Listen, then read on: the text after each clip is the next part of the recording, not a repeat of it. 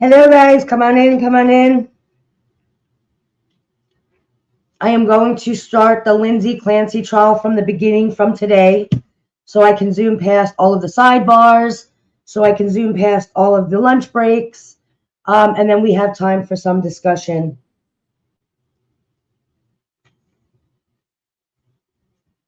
Hey, Reagan. Hello, Lola. Hey, Sunshine. Hello, hello. Can y'all hear me okay? Yep, hear you good. All Oh my right, gosh, your cat is so cute. Who, Moo? Oh, Moo. Listen, he thinks he runs this show. And he probably does, right? He just lets me come up here and talk once in a while. I have to go grab my cat. She's scratching my mom real quick, so I'll be right back. That's so funny. So yeah, I can't do it over there on TikTok anymore, guys, but I did want to go. I heard from Sam, who watched Zizel this morning finish his testimony. Hey, kid. Hey, Melissa, who finished his testimony, and she said it was really interesting. And so I'm super excited to be able to go back and be able to zoom past the sidebars because that's annoying. I feel like I've gotten very personal with this blue plaque on the wall. This is Brooke. This is Matthew's. Hey, Brooke.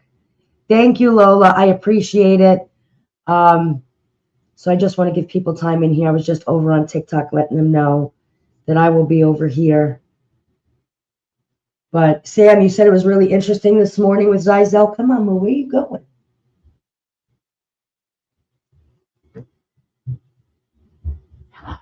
Come on in here. Hey, Faithless. All right, you guys ready to? Huh? Do you want to see my cat? Oh yeah. Hold on, I don't know if you can see her. Oh, it won't let me turn on my camera.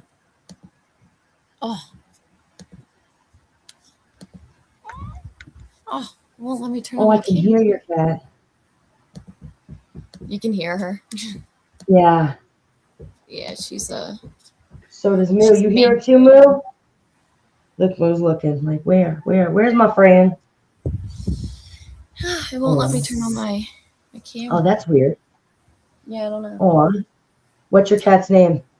Ember. She's orange. Oh, she's orange too. Look, we got you a girlfriend, Moo. We got you a girlfriend. That's so funny. She's orange and really fluffy. Aw. Moo's already a daddy to my daughters. I babysat my daughter's cat before we got our cats fixed. And there was kittens. So oops to that. Moo is not a very good dad. He's definitely he just dumped them.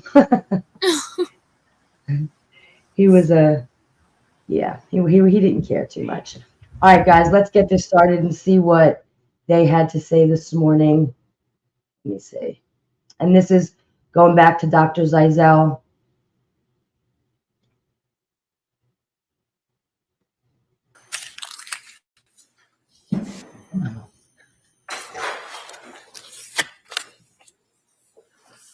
Court, all rise, please.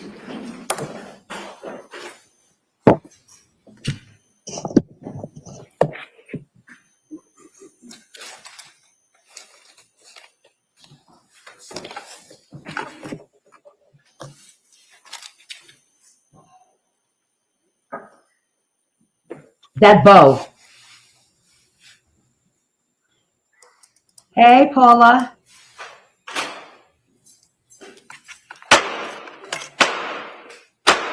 Hey, all persons having anything to do before the Honorable William Sullivan, Justice of the Superior Court now sitting in Plymouth, within and for the Commonwealth, draw near, give your attendance, and you shall be heard. God save the Commonwealth of Massachusetts. This court is now in session. Please be seated. That man just doesn't look like the kind of man that says, hear you, hear you. We have the continuation of the jury trial in the matter of Commonwealth versus Lindsay Clancy. Ms. Clancy is present. She is represented by Attorney Kevin Reddington, and the Commonwealth is represented by Assistant District Attorney Jennifer Sprague and Assistant District Attorney Shannon Buckingham. All right. Thank you, Madam Clerk. Good morning, members of the jury. Nice to see all of you. I appreciate you being here. So what I'm going to do is we're going to go over the questions that you know are coming, and then what we'll do is we'll get right back into the case. So the first question is: any member of the jury read, seen, heard, or overheard anything from any source about any aspect of this case that would affect your ability to be fair and impartial? Next question: is there any other serious matter or concern bearing on your service as a juror in this case that anybody needs to bring to my attention? Again, thank you so much for following those instructions. And so what we're going to do now is we broke yesterday. There was a witness on the stand who was testifying on behalf of the defense. We're going to return to that witness at this point. And so if the witness could retake the stand at this time. Yeah.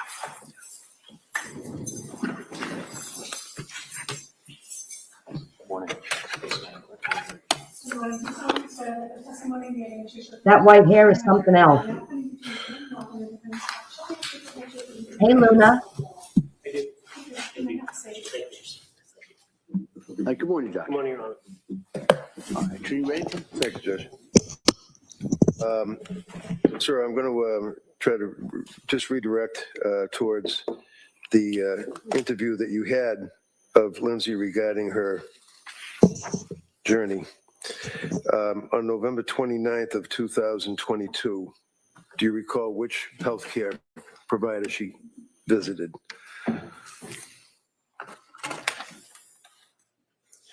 I believe that Ms. Clancy saw Ms. Gelada for treatment. That'd be nurse practitioner Gelada? Yes. Do you know what she complained on November 29th that her symptoms were? She was having issues with unstable mood, depression, and psychotic symptoms of disassociation. Is it me or does She he look also, really on rough that today? day, He looks November different. 29th of 22, complained that she had what is referred to as a flattened effect. Yes, and that was also paired with derealization. And what does that mean? That an individual experiencing derealization doesn't feel things are real when they look around. They don't think that what they're seeing is in the reality that they're in. Now, at this time, towards the end of November into early December of 22, she was living in Duxbury. Is that correct? That's correct. And she's living with her husband and her three young children, correct? Yes. And was the husband working? Yes. Where was he working? Pardon me, Attorney Redding? Where was he working? He was working for Microsoft, but in a home office that was in the basement of the house. And she's obviously taking care of Callan the infant and Dawson and, Cora. Yes. Right? And the kids were in school a couple of days a week in the preschool, the Little Sprouts or something like that, right? Yes. So did she improve at that point, sir, or did she end up going to South Shore Perinatal Clinic on December 2nd? She did not improve. She was getting worse. She did go to the South Shore Perinatal Clinic. And would that be on December 2nd? December 2nd, yes. And what was the reason, what were her complaints that brought her to South Shore Perinatal Clinic on December 2nd? She felt that her brain was damaged. She felt that she should kill herself. And she's never going to get any better. Did she also express fear that people could hear her thoughts and that anything adverse would happen in her life regarding being a mother and having children? Yes, that's called thought broadcasting. And what was her concern about the children? Her concern was that when people could hear her thoughts, her children would be removed from her care. Now, and keep your voice up, please. Yes. Did she indicate, and I quote, that she had bad and intrusive thoughts, and she didn't even feel that they were like mine, telling me I should kill myself, my brain is damaged, you're never going to get better? Yes. And did that type of intrusive thought or persecutory thought continue for a period of time? Yes. So it got worse. Did it get so bad that she ended up doing something? Yes, that's correct. What did she do? She called the suicide hotline. And do you know when that was, sir? That was December 4th, 2022. Did she receive any help from the suicide hotline? She did not. Why is that? They told us she did not meet the standard of care because she And- did not have a plan. Did she call the suicide hotline again, if you're aware? It's the plan for me. Do you know when that was? Was that in December? Yes, I believe that was perhaps the following week around the 15th, but I'm not positive about Did that. she receive help on the second call that she called the suicide hotline? No, she did not. Can you tell us at this point now, we're talking about in December, let's say towards December 15th or thereabouts, what were her symptoms at that time regarding any complaints or observations that she had about paranoia or things of that nature? Yes. She was having paranoid symptoms of psychoses, and she was getting more depressed. Did she make any comments about DCF or the police at that point? Yes. Now, to your knowledge, did she ever have any involvement in her entire life with the police? Never. And did she express that she was in fear or concerned about DCF and or the police in the middle of December 22? Very much so. What did she say? She was worried that her children would be removed from her and that she would never see them again. Now, at this That is point, such a common what medication was she on?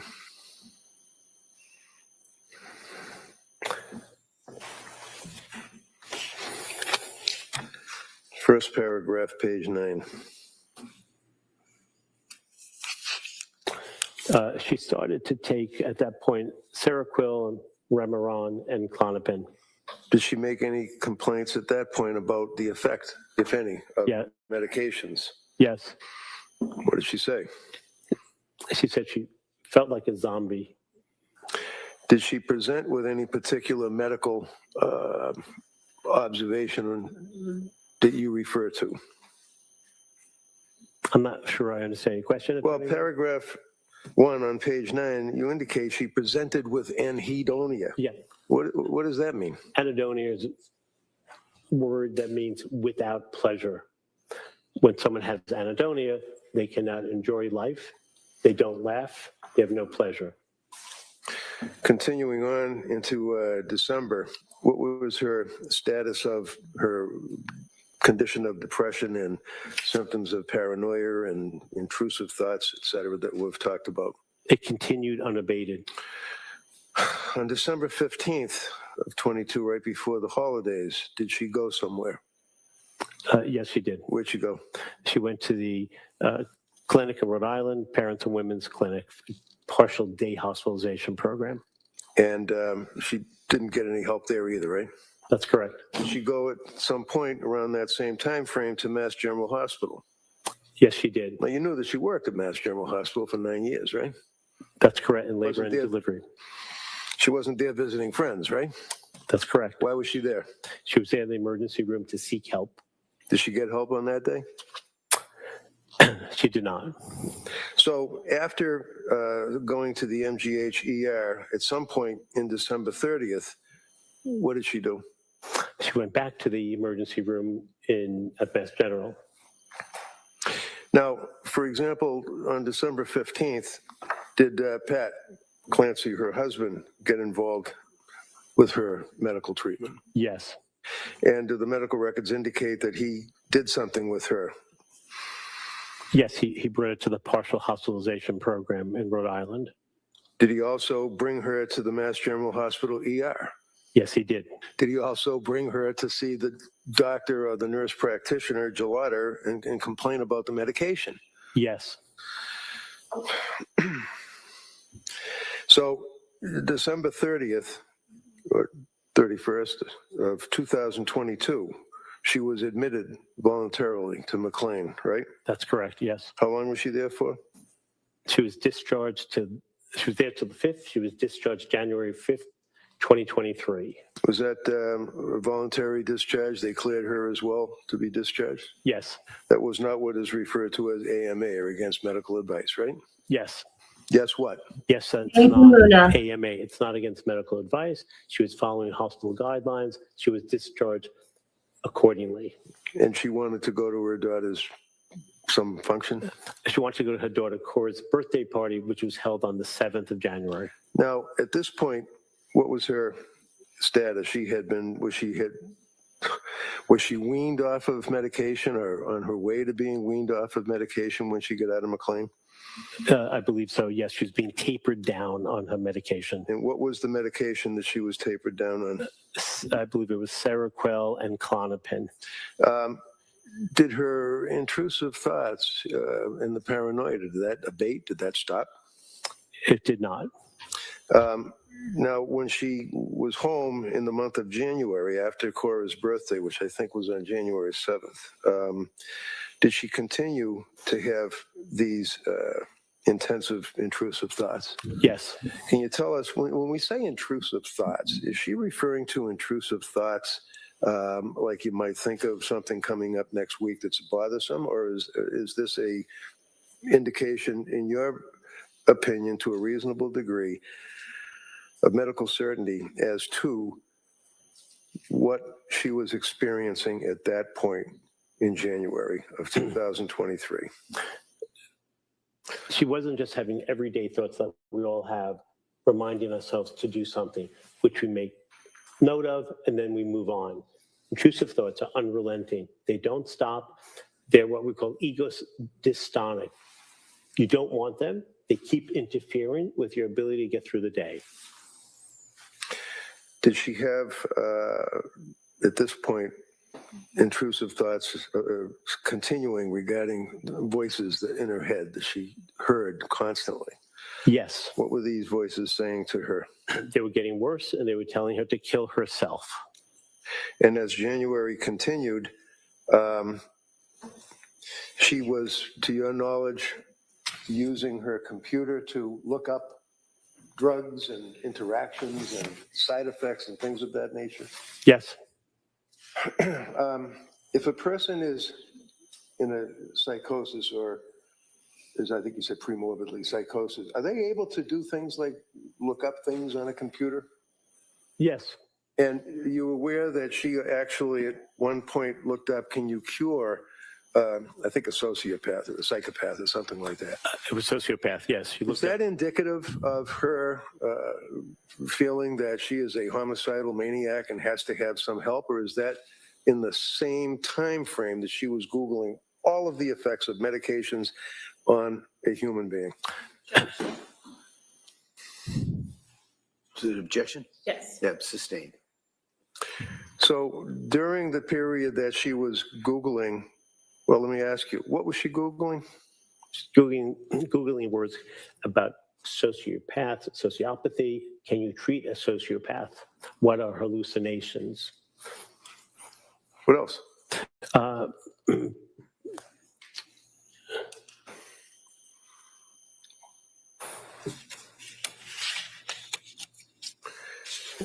Bear with me one moment, if you don't mind. Well, you had a chance. Did you look at the Google searches that she had Yes. done that's in evidence, and the jurors were able to look at it? Yes. Did she continue to Google the effects of medication, psychosis, numbness, heaviness, unable to, things like that? Yes. All things that are related to the way And if she a was person feeling. is in a psychotic state, are they able to continue to Google and use a computer to look things up? Yes. They're able to use a phone? Yes. People who are in that state can do things they've done before. New tasks may be difficult, like changing a tire, but if you looked up things on the internet, you can look them up again. If you drove a car, you can drive a car. Now, the morning of January 24th, I believe she went somewhere. Is that right? Yes. Where'd she go? You should take her daughter to a pediatrician, a standing pediatrician appointment. And is it your understanding, to a reasonable degree of medical certainty, that a person who's in a psychotic state is able to drive a car for a short distance, go to an appointment and interact and talk to people. Yes, they can do everyday tasks of living. So the fact that she's not talking about the unicorns in the corner, and she's not slurring her speech, and she's not unable to walk, to your opinion, to a reasonable degree of medical certainty, does that mean that she's not in a psychotic state? It does not. Would you tell us, after she took Cora to the doctors, and the jurors have had a chance to look at the exhibits, there's photographs between her and her husband, Pat, back and forth. In the afternoon, what did she do? She built a snowman in the backyard Did with she, two of her kids. later in that day, Google directions to a restaurant, 3B restaurant, I believe? Yes. Is that something that a person can do when they're in that type of a state? Easily. Did the Yes. voices or the intrusive thoughts to your interview and your understanding abate or stop at that point on January 24th? No. Did they continue? Yes. And did she communicate by text with her husband about getting dinner and getting something from CVS? Yes. And what was it? Was it Pedialyte? Pedialyte or Flexlax, it's a stool softener for her child. And that's something that was prescribed by the doctor, right? Yes. Does that make sense, that if somebody is in a state where they're having these symptoms, that they're able to remember that the doctor wanted the child to have Pedialyte, and she tells her husband to get Pedialyte? Yes, it does not interfere with that type of everyday living. She indicated to you, sir, that that evening after the husband had, oh, by the way, was it your understanding from talking to her that the husband had taken trips, gone away for weekends, gone on ski trips, had brunches with his friends, and was out of the house on a regular basis? Yes. That night is when the children were killed. Is that correct? Yes. And we've heard repeatedly about the circumstances of the going out the window and the weather and the damages and the injuries and going to the hospital. Doctor, based on your review of all of the medical records, did you administer any testing, by the way, to her? Like you were talking about psychological testing? Yes. And what were the psychological tests that you performed? Initially, I did a mini mental status exam, MMSE. It's just a common test Wait a about minute. orientation. I'm sorry, I didn't understand that. And Oh, NSE? What is that? MMSE, mini mental status examination. Very common test Okay. demonstrating whether someone has a field of knowledge, who's the president, what direction should travel, and basic things like where are you, what day is today, who are you? And then I did another test as well. What other test was that, sir? That's the HARE Psychopathy Checklist, HARE. What does that do? That's a measure of antisocial personality disorder. And do you have an opinion to a reasonable degree of medical certainty based upon the scale that you used to assess whether or not Lindsay Clancy had anti-personality disorder? Yes. What was the result? The result is that she does not have any type of antisocial personality disorder, also known as sociopathy. In addition to reviewing the medical records and testing and meeting with her, did you also interview third parties? Yes. Is that referred to in the psychology as collateral contacts? Yes. And you reviewed and interviewed a number of people in her family or friends or people in her social circle, is that correct? Yes. Can you tell the jurors, sir, to a reasonable degree? Well, let me ask you this. Are you familiar with Mass General Hospital doing a major research program on postpartum psychosis? Yes.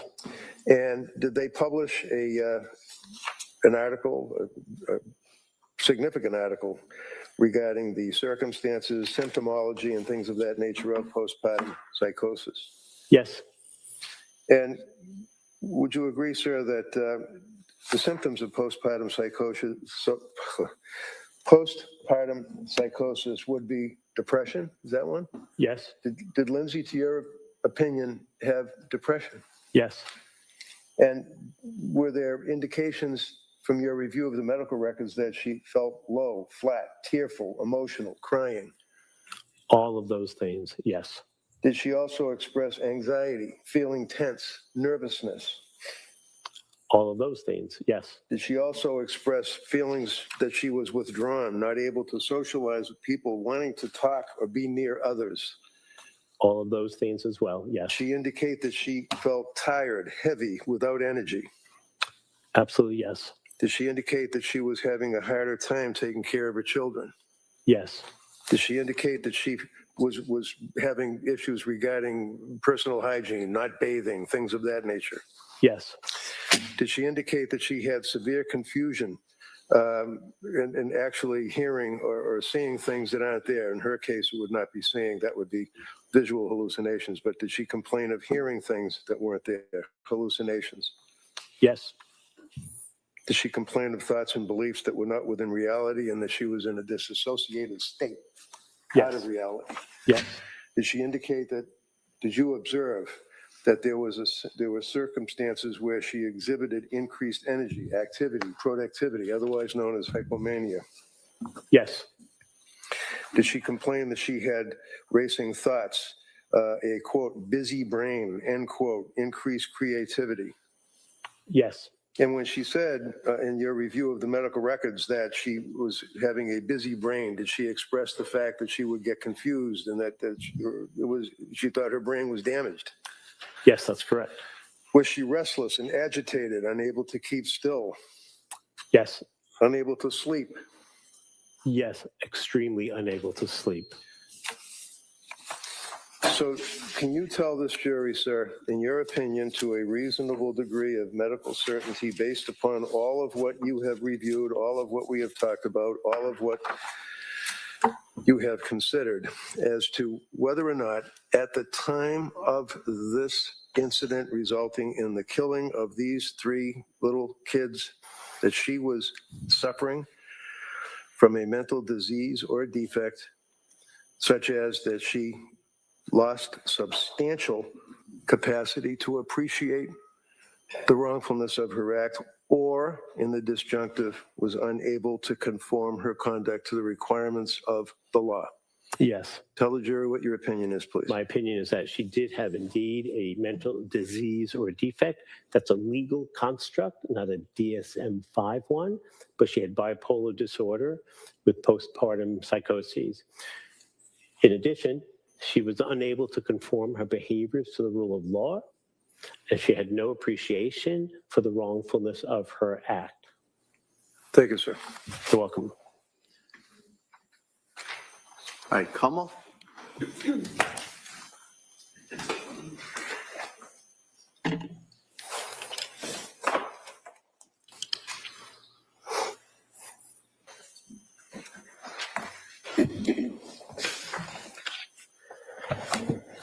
Not projection. Y'all are wild.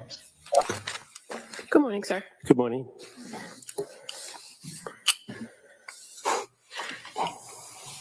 So yesterday, when you first took the stand, Attorney Reddington asked you a little bit about your background. Recall that? Yes. And you, in this field of being a psychologist and a forensic psychologist, you circulate a curriculum vitae where all that is outlined, right? Yes. And fair to say, you testified yesterday, and on your curriculum vitae, you speak briefly about the fact that you have previously testified for the Commonwealth, you said, as well as for the defense, correct? Yes. You referred to defendants and respondents, right? Yes. And so one of the things that you've done in the past is to be what's called a qualified examiner, right? Yes. You are currently not actively doing those examinations, are you? I actually have done one, but I don't actively do that anymore. Okay. And so in those respects, is that when you say you testify for the Commonwealth, is that primarily the work that you would do where you say you testify for the Commonwealth? Yes. And in those evaluations that you do, is it fair to say that you're actually an independent contractor with a company that contracts with the Department of Correction on those cases. Those are what qualified examiners are. That's correct. That's how you become a qualified examiner through the DOC. Right, and an examiner, a qualified examiner, is retained or takes work in doing evaluations in order to perform independent assessments, are they not? Yes. So they're not hired by the Commonwealth. They are, because the company that retains the qualified examiners is hired by the Commonwealth, and these forensic psychologists are then appointed cases to do these types of examinations. So it's under the big umbrella of the Commonwealth. So yeah, big umbrella Commonwealth, meaning Department of Correction, an agency that is under the seal of the Commonwealth of Massachusetts. But as far as when we talk about Commonwealth, like Commonwealth versus Lindsay Clancy, that's the prosecution. In those proceedings, the Department of Correction sometimes is the moving party, right? Yes. And sometimes it's the district attorney's office who's the moving party. Yes. But it's never the defendant who's the moving party. Never. And in those types of proceedings, sometimes if you opine a person is what they call sexually dangerous, you would testify for the Commonwealth, right? Yes. And if they're not, or if you find that they're not sexually dangerous, you'd testify for the respondent. Yes, we're neutral. So you're not Testify with testifying facts. for the Commonwealth. You're as in the prosecution. The key word there is under the big neutral. umbrella of the Commonwealth. I think it's a matter of semantics, because if you do an evaluation and you render an opinion that this patient is sexually dangerous, when you testify, you are working with the district attorney's office and you review your case with the DA. And the way I see it is that you're testifying for the Commonwealth as an independent examiner, but on that day, you're testifying for the Commonwealth or that DA's office. And you haven't done that work in closely a decade, fair to say? No, that's not true. Well, pre-pandemic, correct? That's not true. So when was the last time you testified for the Commonwealth, meaning the prosecution, in an SDP proceeding? So I was assigned a case through Suffolk County, the Sexual Dangerousness Unit, by ADA, Kelly Ryan, Kelly. And I did that evaluation on July 2nd, 2026. And have you testified at a probable cause hearing for that? No, I wrote a report which was in lieu of testifying. Where you opined that somebody was dangerous? Yes. Okay. Fair to say, though, the majority of your work here in Massachusetts over the last few years is contracted with the Committee for Public Counsel Services, correct? Yes. And for the fiscal year of 2024, you were paid by CPCS in the open checkbook for approximately $340,000 worth of time and work. That's about right. We get paid a fixed rate. It's a government rate that's assigned to all examiners. And for the fiscal year of 2025, it was approximately $300,000 that you were paid through the Committee of Public Counsel Services. He keeps That sounds about attacking right. people personally rather than it's wild. You also indicated yesterday that you have known Attorney Reddington for a number of years, correct? Yes. Fair to say you've done quite a bit of work with him over the years? That's an expansive term, but It I just work with requires him. a yes or a no. Yes. I think she thinks it makes her be a better lawyer to be that way. Doctorate in clinical psychology, right? Yes. And you testified yesterday, Yeah, or you I told did. us a lot about your military experience, but as you sit here today, you are not a prescriber of medications here in the Commonwealth, are you? I am not. You And I don't was have not. a- I was not yesterday either when I was asked about that. Right. You told us all about your experience in the military and having that limited ability to prescribe years ago. But as far as you sit here today and in your evaluations that you do today, you don't do forensic psychiatry evaluations, do you? That's correct. But I just want to clarify for a point of accuracy. I was not in the military. I worked for the Department of State. I believe I said your work with the military, but thank you. So in That's not what she said. here in Massachusetts, you conduct primarily forensic She seems to be conduct very evaluations aggressive, in and forensic he's just psychology, not. correct? It's not Yes, for working. the most part. And you Yep. are aware that there are particular standards for forensic psychologists working within the criminal justice system, right? Yes, but just to be a little more clear, forensic psychologists such as myself also work for police departments doing evaluations for fitness for duty. So although they're law enforcement, they're not engaged or accused of any criminal activity. Well, I'm referring to your role when you come into the court and you testify as you are today as a forensic psychologist. That's what I'm referring to. You're aware that there are particular standards in place by the ABA criminal justice, mental health standards is one of them, right? You're familiar with that? Yes. And you're familiar with the American Psychological Association specialty guidelines for forensic psychology? Yes. And fair to say that with those standards, they're not required, but people are encouraged to follow them, right? I think that's fair to say. And the criminal justice, the ABA criminal justice mental health standards actually identify the different types of roles that forensic evaluators have in the criminal justice system, including evaluating, consulting, and treating, right? Yes. And so fair to say standard 7-1.3 indicates that for evaluative experts, the obligation is to make a thorough and impartial assessment based on sound evaluative methods to reach an objective opinion. Would you agree with that? Yes. And so, again, in the American Psychological Association specialty guidelines, section 1.02 indicates that forensic practitioners strive to be unbiased and impartial and avoid partisan presentations of unrepresentative, incomplete, or inaccurate evidence. Would you agree with that? Yes. Is that a standard you strive to follow? Yes. Okay. In this case, you indicated that you've been with the case since February 4th of the year 2023, correct? Yes, 41 months. And you've authored a report, you said, in June, I believe, of 2026, correct? Yes. But you've also The accusations she's offered making other is wild. reports or updates of the defendant's condition over the years. Is that fair to say? Yes. And you provided a report, an update, I should say, in July of 2025. Yes. Do you recall that?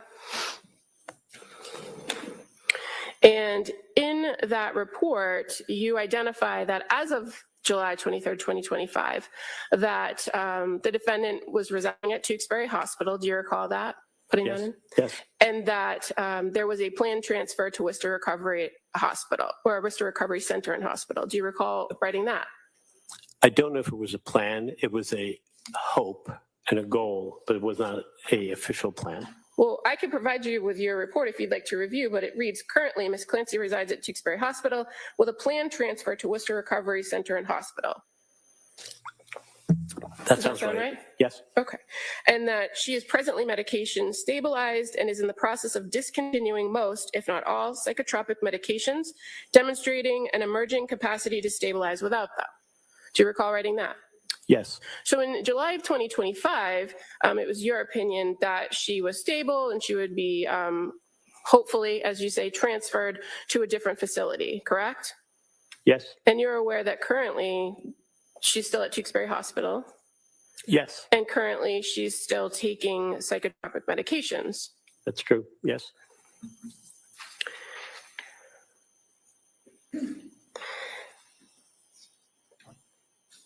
So she's still taking psychotropics. She's still sick. Right in that report. Oh, she spends a lot of time on that. We'll strike that. This is just the beginning. Going back to your most recent evaluation in June of 2026, you would agree with me that in an evaluation for criminal responsibility, being a forensic psychologist, it's really important to be as accurate as possible in your reports, correct? Yes. You want to make sure you get the facts right, right? Yes. Because your evaluation is not just based on what you learn from the individual you're evaluating, but also an independent review, an unbiased review of the records of the facts. Is that fair to say? Yes. Okay. So in your report, you indicate that the period of evaluation that you had with this individual is approximately 45 hours. Do you recall writing that and testifying about that yesterday? I think I actually said I've met with her a total of 45 hours, but the evaluation was more than 35 hours, and I think it was 37 hours. Okay. And you also said yesterday that in addition to that, Not you him met with correcting several her. other times for a total of approximately 60 times at least. Not 60 additional times, but in total, yes, since the court trial has started a few weeks back. Okay.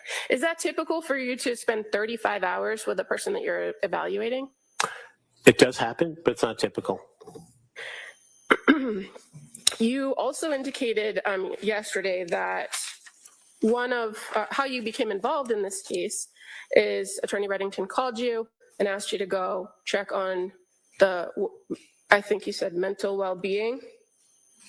Is that what your mental health or mental well-being at the time of her admittance to Brigham and Women's Hospital, which was roughly late January 2023. And your first time there was February 4th, You correct? hear her breathing? Yes. She's getting Were mad that you he's being examining really her specific as with a her potential questions. Like, patient he's not at trying that to hide point? nothing.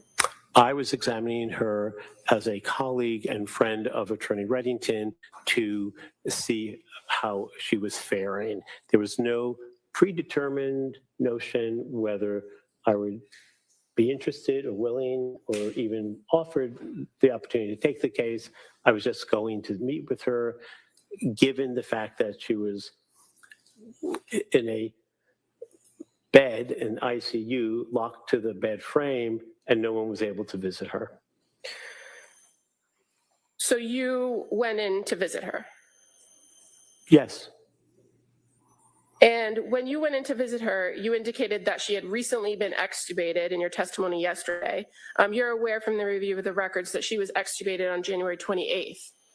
Yes. So the difference between January 28th and February 4th, I didn't know the date at that time, but I knew she was able to breathe on her own and express And you're verbal aware, language. Yes, expressive language. you're aware that she had been communicating with staff at the hospital, including psychiatrists, right? I don't know if I knew at that time, but I knew she had been speaking with the doctors and staff, Well, but not specifically who it was. A person who goes through major trauma and is at a hospital and has You just said, I made knew she was suicidal speaking to doctors, attempts, but not in your specifically. opinion, it would behoove the hospital to have that person talk to a psychiatrist, correct? Yes. Yeah. Overall. Yes.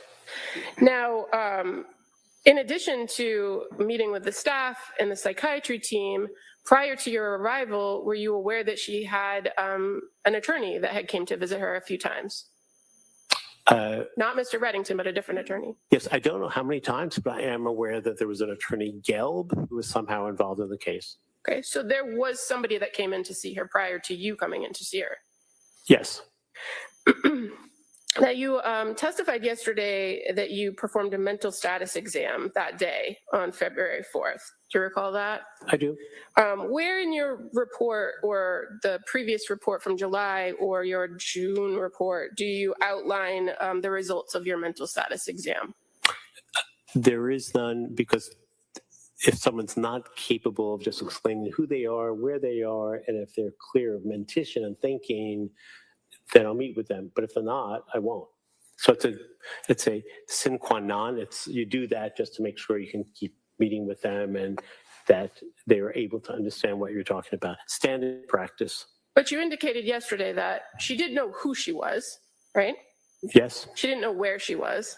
Yes. But I believe your testimony was that she did remember what happened, but she was foggy as to what happened. Yes, that's correct. And she actually, according to your testimony yesterday, asked you for your phone or to access your phone to make a phone call. Was that correct? Yes. So she was able to communicate with you. Yes. She asked you for something and you clearly understood what she was asking for. Yes.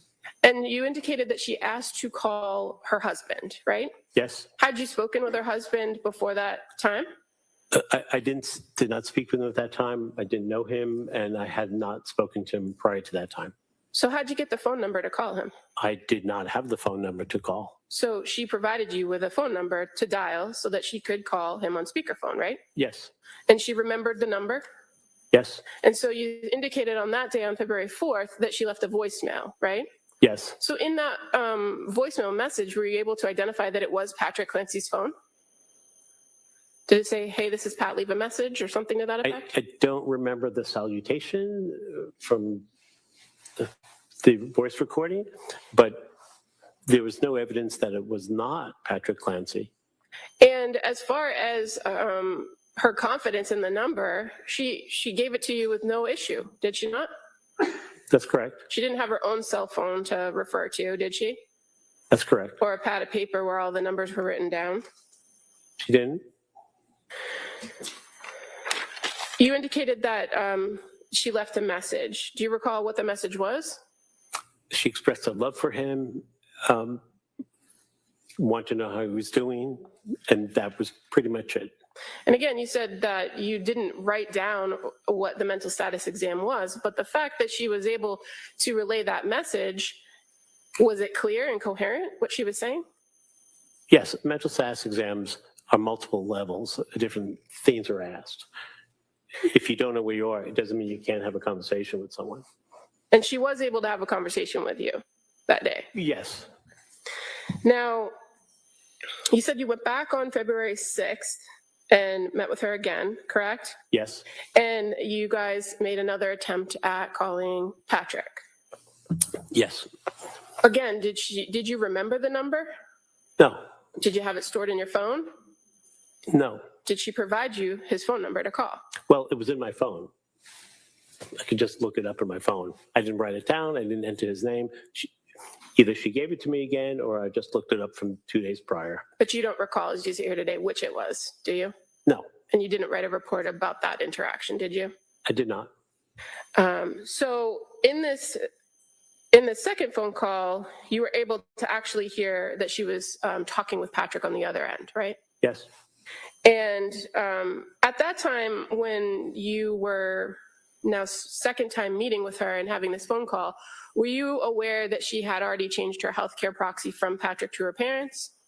I did not know that.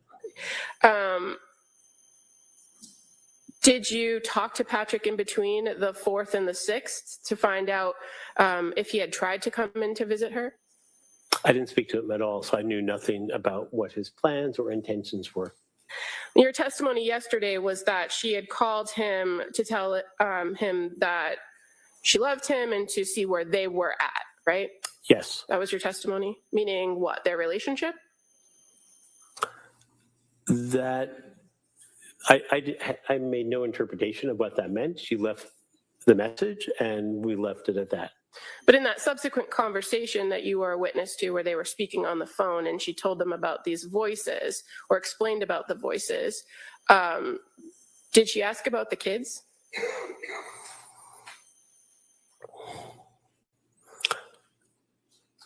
She did not, as I recall.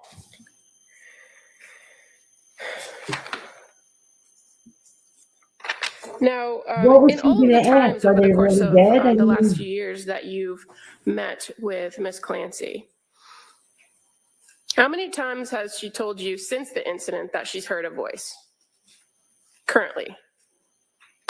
She has not heard voices since the event took place in 2023. And you've now testified that over the course of a period of time that she did hear voices, right? Yes. And is that based on one of these 35 hours worth of conversations you had with her? How do you know that? Well, they were collateral contacts. Spoke to other people. I spoke to other people who I asked the nature of their interactions with Ms. Clancy, and it was not a fishing expedition. I asked them if they can tell me what happened, Well, I'm asking But they you. disclosed, pardon me, You have to let them finish. so they disclosed information to me that Ms. Clancy shared that information with them. So who did she tell that she had a voice that told her to kill herself? She spoke to a chaplain named Sheila Kavanaugh, who I spoke with, and Chaplain Kavanaugh told me that Ms. Clancy told her that she heard a male voice instructing her to first kill her children and then to kill herself. So the same message that she delivered to Patrick that day on the phone, you heard from a chaplain at Brigham and Women's Hospital after the incident occurred in January of 2023? Yes. And so from all of the records that you reviewed of her treatment and all of the interviews with her family, who did she tell that she heard voices telling her to kill herself? I believe she told family members. Which family members? I believe she may have said that to her mother. She, I believe, told her husband that she felt like killing herself as well. In the records with the providers, you're aware, you've reviewed them all and you've sat through all of their testimony. You're aware that when she described intrusive thoughts, she never referred to them as a voice telling her to kill herself, did they? Did she? No, she was referring to... It's just a yes or no? No. So as far as her reports of these intrusive thoughts that appear over and over in the notes, you would agree that it was simply, when asked about what they were, it was simply that she felt like she wanted to die, right? Yes, and... It's just a yes or no? Yes. Now, in your report, you go through what's called the sources of information. You're familiar with that part? It's pretty standard in a forensic report, right? Yes. Where you list all of the things that you've gone through and reviewed in compiling the information for your report. So in my sources of information, I reviewed the following, but that list is not limited to the following. So there might be other pieces of information that I may have reviewed, but didn't put in the list. Okay, so not on the list are the Tewksbury Hospital records that you said you reviewed recently, correct? Yes, the 7,000 pages of those hospital notes. I didn't review all of them at the time of the report. 7,000 Did you pages. review records from the Spalding Rehab Facility? Yes. That's not contained, though, in your list, in your report, is it? I don't think it is. And you don't cite to any of the Spalding Rehab records in your report coming to your ultimate conclusions, do you? I do not. And how about the women and infant records? Did you list that in your sources of information section? I do not. She was there for one day. Okay, but you've testified about that, right? Yes. Did you review them at all? Yes. And as far as the McLean records, you don't list the McLean records as a source of information in your report, do you? I did not, but I did review them. Now, you've described, and you describe in your report, that you believe that Ms. Clancy was hypomanic, right? Yes. And I believe you testified to some extent, and you've written in your report that you identify her as euphoric, excessively energetic for 3 months postpartum. Do you remember writing that in your report? Yes. That you note that she exercised early, right? Yes. But you're aware that she exercised pretty frequently before birth. Yes. And while pregnant with Callan. And while post-pregnancy with her children as well, yes. So it was part of her routine, fair to say, right? It's part of everyday living. Things sometimes change when you have a baby, and a few weeks later, if you're still doing the same exercise, it's sometimes a reflection of something other than committed to fitness. And you identify what you refer to as a marketing scam, being that Beachbody business, right? Yes. But you're Yes, aware thank that you, thank that's you. a series of workouts and a line of nutritional shakes and exercise plans that millions of people engage in across the country. Yes. So it's not a scam. It's just a way of That's a lifestyle choice. If you do something for marketing and you lose all your money and there's no effort to get that back, it's a scam. Yeah. You've asked them, you can kind of figure out what his definition is. So, did she tell you she lost money with the Beachbody? Yes. When was that? It was summer of 2022 after her third child was born. No, when did she tell you that When she did lost money? I don't recall that. And is it in your report? It may be, but I'm not sure.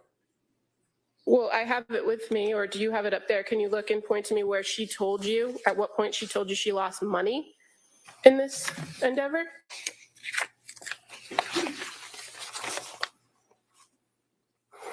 I don't know where it is. If it's here, it didn't seem relevant whether she lost money in a scam after her child was born. Well, in terms of the big picture of what we're here for today. You described it as a scam because you said she lost money. So wouldn't it be important to know if she actually lost money? I don't really think so. Okay. You also identified the 5-mile race that she completed. Was it a 5-mile race or a 5K race? Well, I wasn't sure which it was. I was told initially it was a 5-mile race. After my report was submitted, it may have been, with reflection, a 5K race. And you've sat in the courtroom each and every day of this trial, so you've heard all the testimony about the evidence, right? Actually, I've not been here every day, but I've been here most days, yes. You're also aware that prior to the kids being born, that she considered herself a runner. Yes. Right? She had a treadmill at her house. She went to the gym and used the treadmill. She ran other races. Yes. Now, in your report, you indicate that part of the timeline of her medication and her decline is the September time period where she was prescribed the Zoloft, right? Yes. And you indicate that she had reported, and it's reflected in the records, that she increased the Zoloft, and that's when she couldn't sleep for 48 hours straight, right? Yes. And you're aware of what the instructions were, having reviewed everything in this case, what the pill bottle said as far as the plan for the Zoloft? I'm not sure specifically the incremental plan to go from 25 milligrams to 50 milligrams of Zoloft.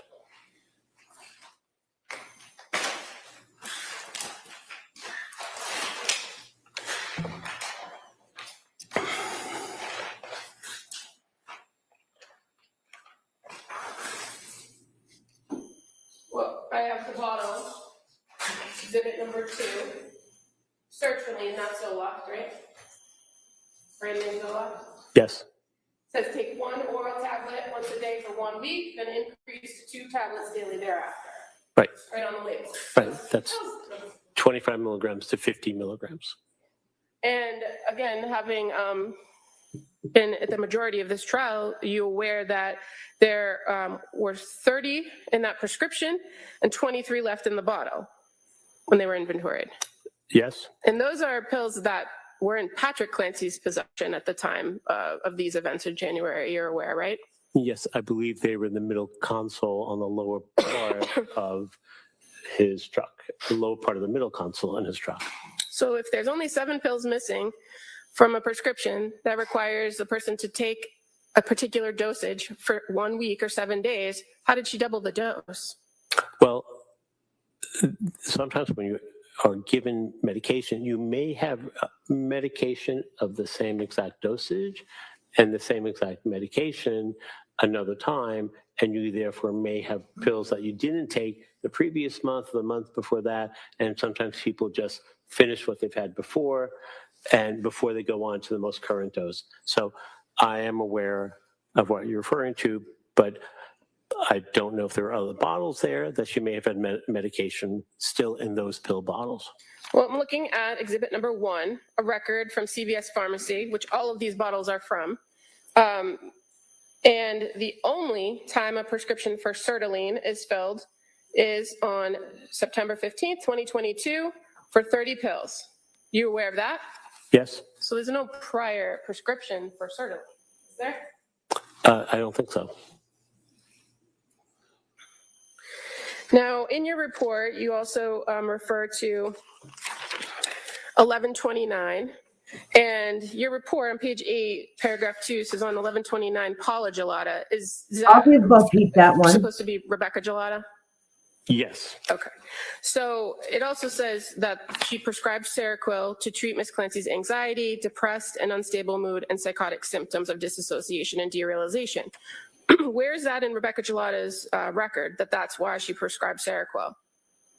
I'm not sure. And in fact, you were present when Ms. Gelada testified and said that she prescribed it at 25 milligrams for insomnia, not for anxiety, depression, unstable mood, or psychotic symptoms. Did she not? It's used off-label. It's sometimes medications are made for many things. Sometimes they're used off-label, not for what they're prescribed for. So that's a medication that is used for sleeping, although it's an antipsychotic. But you're aware from reviewing the records and hearing testimony that that initial prescription was for a 25 milligram dose, correct? Yes. I know you're not a prescriber, but you're aware that a dose for treatment of bipolar is significantly higher than 25 milligrams. Yes. Medication is always started at the lowest form.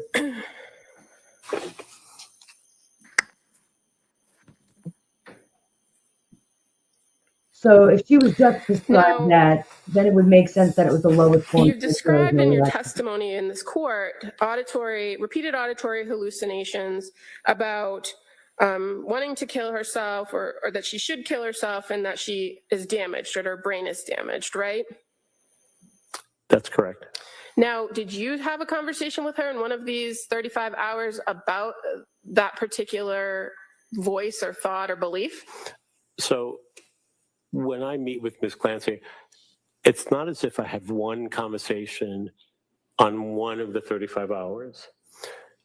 To have thoroughness and exactitude, one does what we call intra-rater reliability.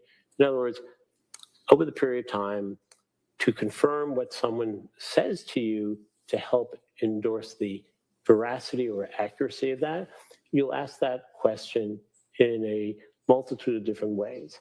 So I don't just ask once, did you hear a voice on that day? I asked in different ways over time, and her answers pretty much remain the same. So when you quote in your report,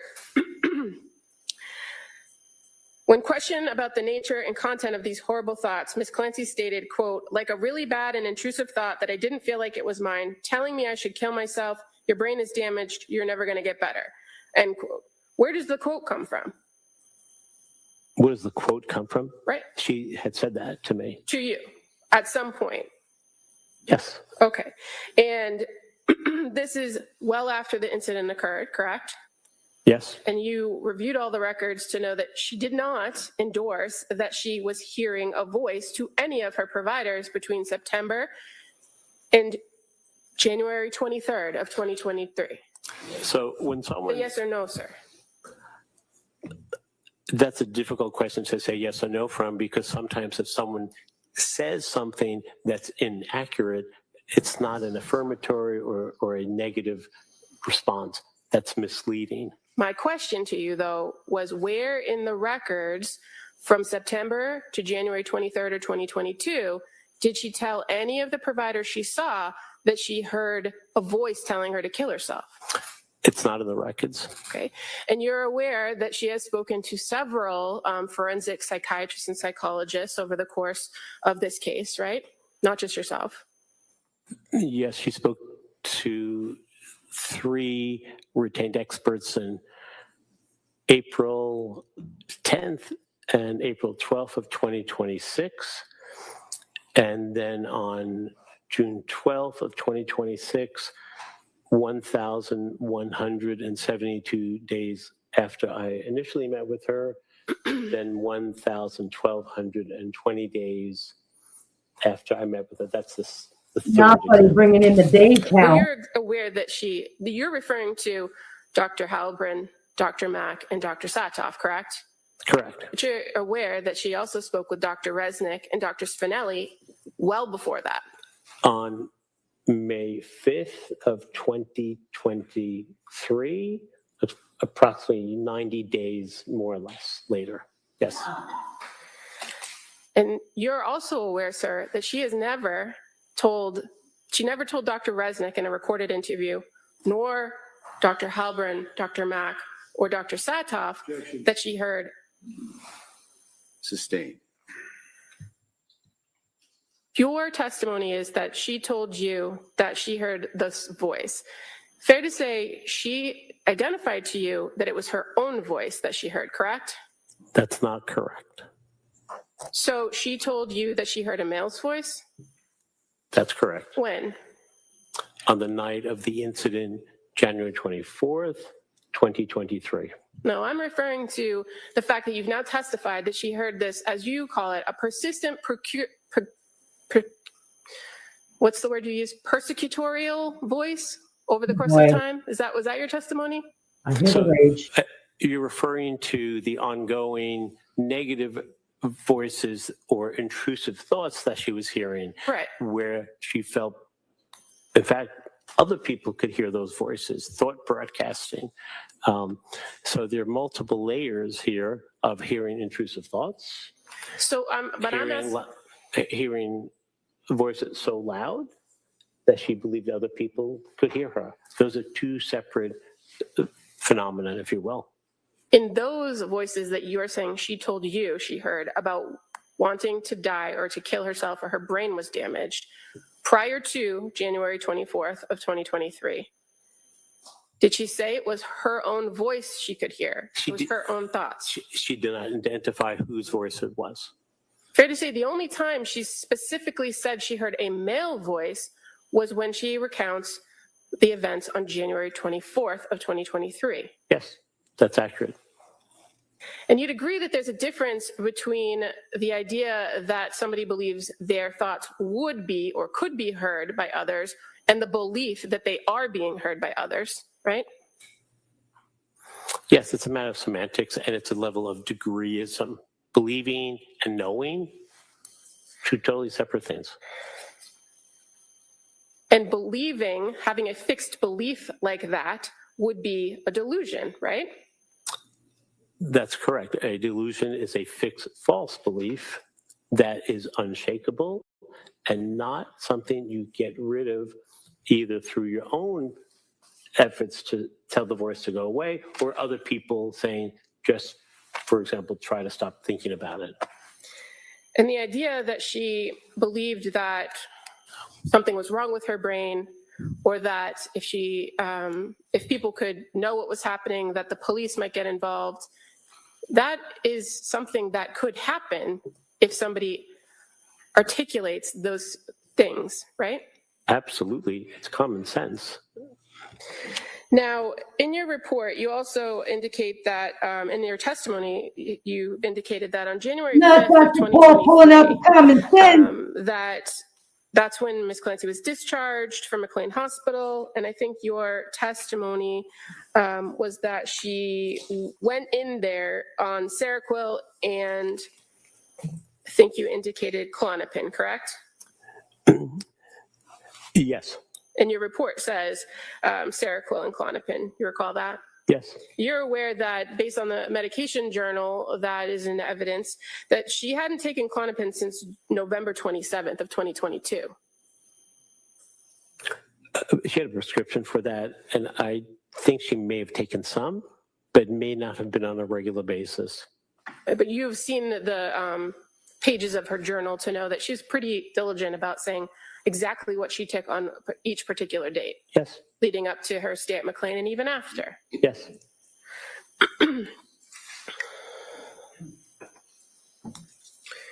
Now, kind of sticking with these medications for a second, you have testified, I think this was yesterday, you testified that you were familiar that after Dawson's birth that she had sought some medication, correct?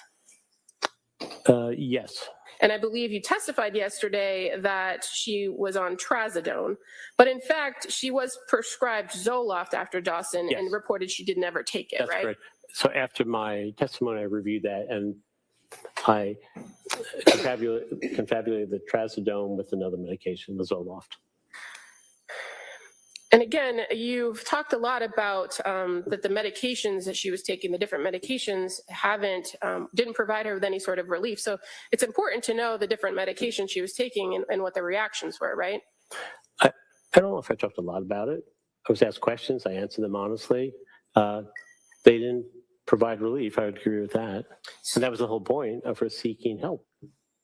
In her history, whether it be medication history, a social history, a family history, those are all important things overall for you to look at and examine when coming to ultimate conclusions, right?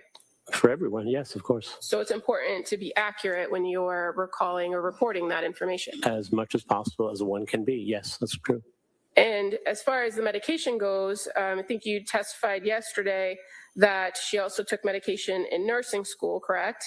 Yes, she did. And having met with her as many times as you did and reviewing all these records, you're aware that those were in fact Prozac, Wellbutrin, and Propanol that she took in nursing school. That's correct. That was for her what's called glossophobia, GOLLOSPHOBIA. It's fear of public speaking, most common fear for Americans. 85% of Americans have public speaking phobia. Pretty commonplace. But yes, those are the medications she took while she was in nursing school to go through the program. But that's not what you testified to yesterday. I think I mentioned only 1 or 2 medications. She had taken 3. Okay.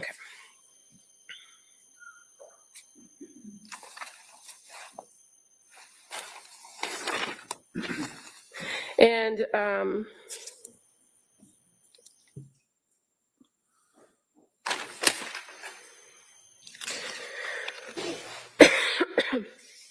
you also mentioned I'm not gonna lie, I get where she's today going today. in your So I'll give her a testimony, little bit more credit today. but you were asked about the date of December 15th. And I believe your testimony was that's the day she went to Women and Infants. I believe so, yes. Would it, if I show you the record, is it fair to say she didn't go to Women and Infants on the 15th, but it was actually December 20th? Right. I believe she went to the Mass General Hospital ER on the 15th. And you said in your testimony today that at the Mass General ER, she did not get any help. Do you recall that testimony? She declined admission to the inpatient. She didn't want to do that. So, you didn't not get help. So, Go ahead. thank you, Your Honor. We have something called the subjective baseline, the cognitive appraisal theme. Help is in the eye of the beholder. If she felt she didn't get help, that's how she felt. Well, sir, that wasn't the question. And your testimony was she went to the ER and did not get help. That was your testimony, not hers. Well, my testimony is based on my evaluation of her. This is what Ms. Clancy shared with me. Who am I to doubt what she believes or doesn't believe about the offer for treatment or help? It's her opinion. She chose to decline the bed at McLean on December 15th, did she not? Yes. And she then indicated to the Mass General Hospital that she was going to opt for an outpatient program at the Women and Infants, correct? Yes. That's what's in the records. Yes. And did she tell you that as well? Yes. And as it pertains to the Women and Infants, again, after you review the records, you're aware that a referral had been made to her well before her visit to the ER on the 15th for that same program. I believe so.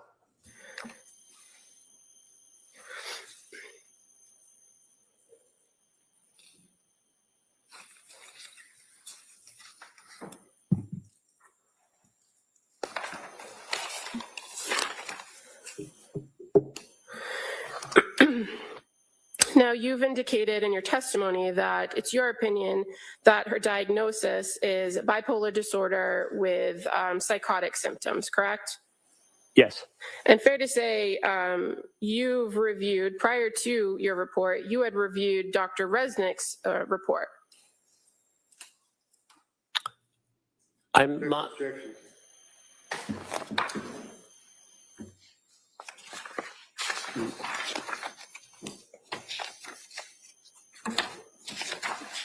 Can I see counsel sidebar?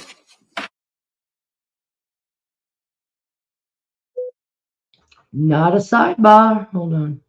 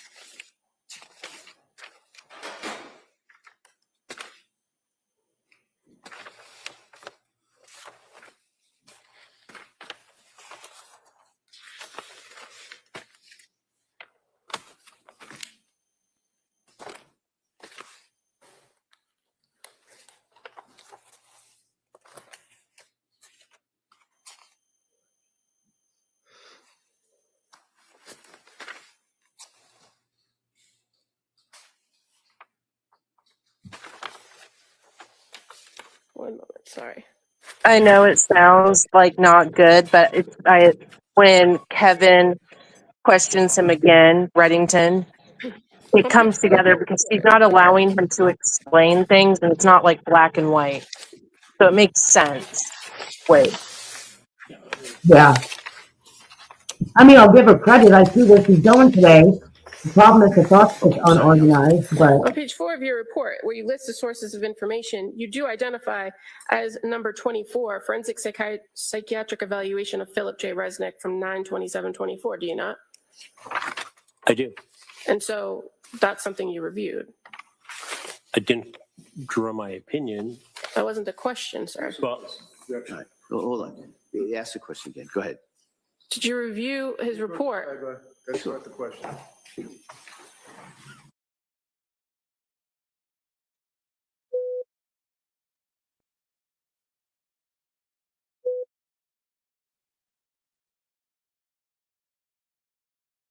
review all of that report from Dr. Resnick or Dr. Spinelli for that matter. Okay. Now, in talking about your review of records, you indicated that there are several thousand pages of Tewksbury Hospital records, correct? 7,001 page. And did you review all of those? I hey, Jennifer. would say I looked through them, but I did not read every word on every page. They do have a tendency to hang together. No, I think some of them are warranted, one and only. Were you aware that on May 26, 2023, that the defendant was observed by staff in a note stating that she was visible along the unit hallways, self-propelling her wheelchair with her one-to-one staff, that she had a visit with her mother who brought dinner for her, they ate and played games during the visit? Are you aware of that? On May 26th. May 26th of 2023. May 23.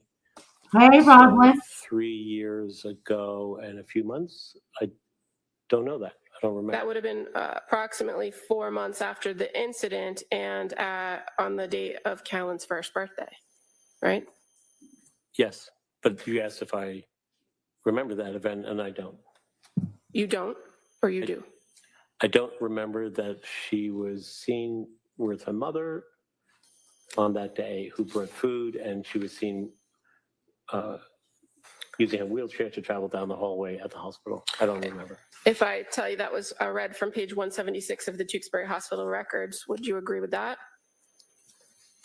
I would not doubt that. And on December 24th of 2023, were you aware that the defendant was observed at Tewksbury, monitored on one-to-one for safety, that she accepted medication, meals, and snacks. She spent time in the TV room or sitting outside her room, utilizing phone, and visited with family. Do you recall that, reading that note on page 613 of the Tewksbury records? Of 2023? Yes. Honestly, I don't. And that would have been Cora's birthday. Okay. But would you agree with me that if I read that from page 613 in the records, that that would be within that 7,001 page of the record? I would not doubt that.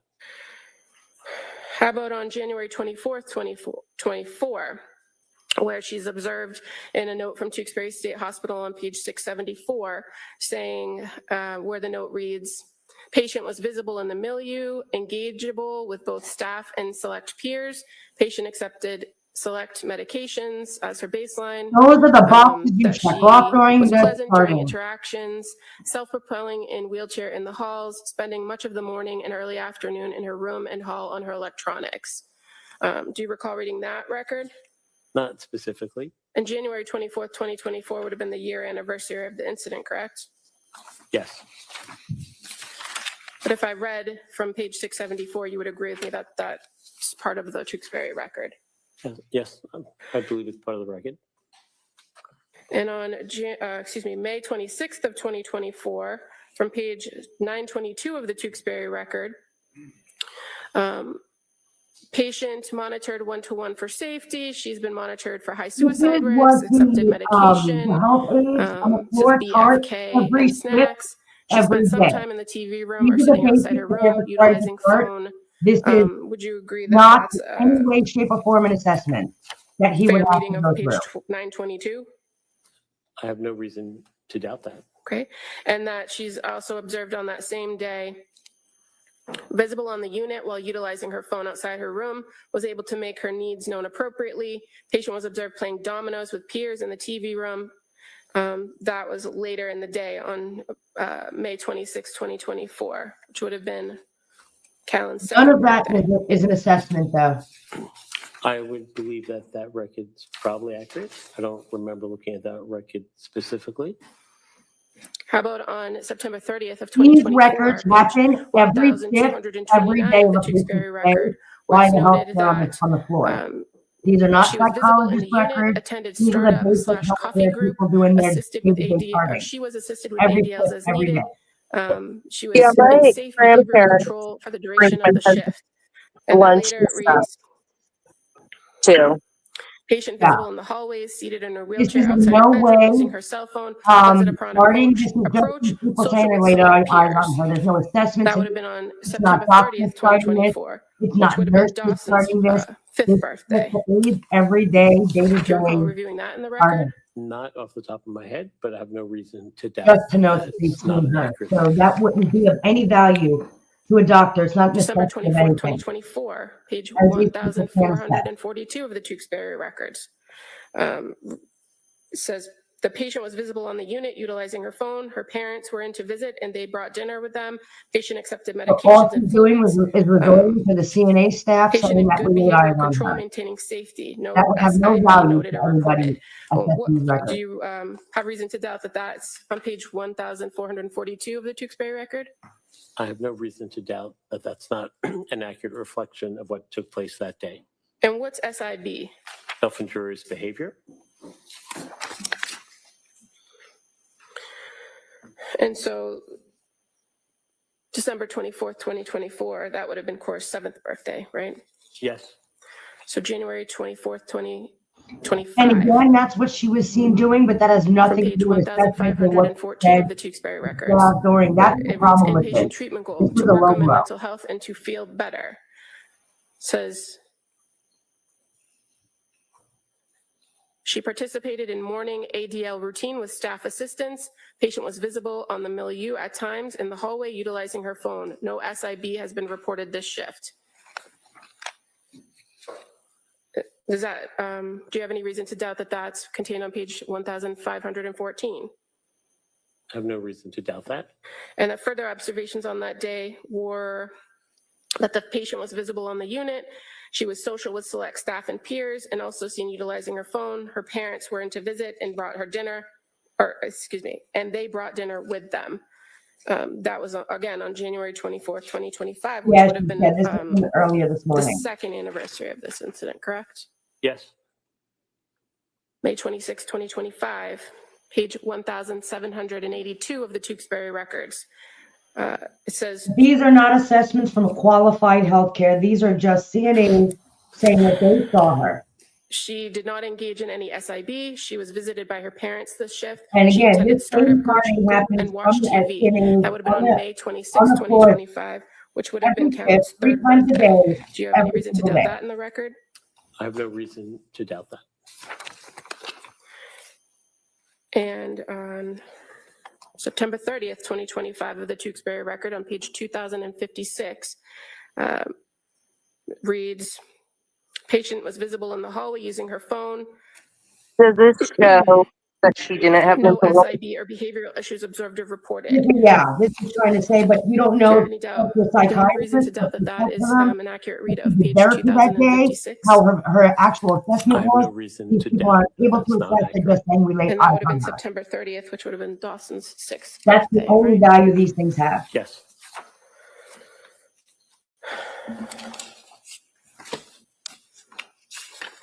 No, on December 24th of And all of that is 2025, from unqualified personnel who are not able to assess her. 76 They can just say that they of the saw her. patient notes in the This holds Tewksbury no Hospital water. records. It reads, ate breakfast, refused lunch, took snacks, utilizing phone, assisted with ADLs, spent some time in the TV room, attended PT, resting in bed after lunch. Do you have any reason to doubt that is contained within the Tewksbury records on page 76? No. And December 24th would have been. I know that this birthday, man knows correct? what that is, and I know he's waiting to say it. And on page 152 of the Tewksbury records, January 24th, 2026, this year.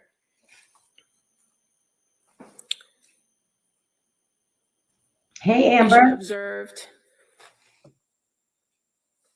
for safety,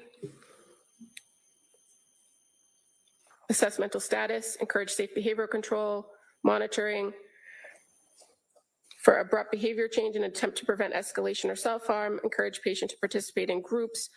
That on this particular day, she was also observed compliant with meds, ate breakfast, participated in coffee group, visible in the hallway utilizing her phone, later visited with parents and had an early lunch. That was on January 24th of 2026. And Do you have again, any reason to doubt that's within the with records? therapy there.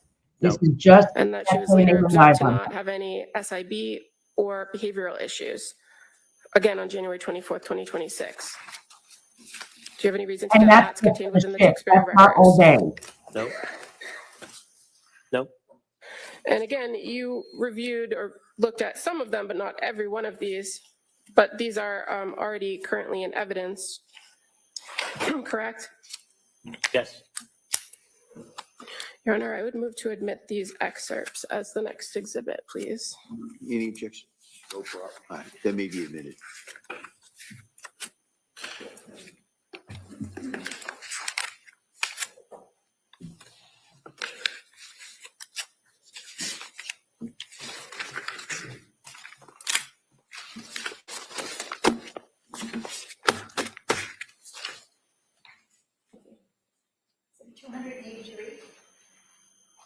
Okay, thank you.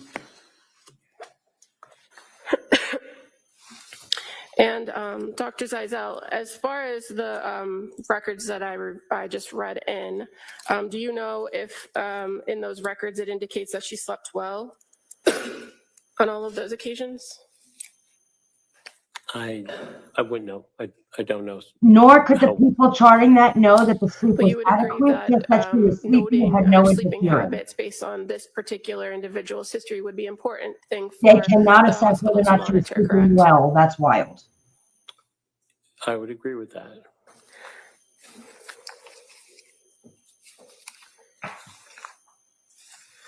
Now, in this particular case, well, let me ask you, are you familiar with the concept of confirmation bias? Of course.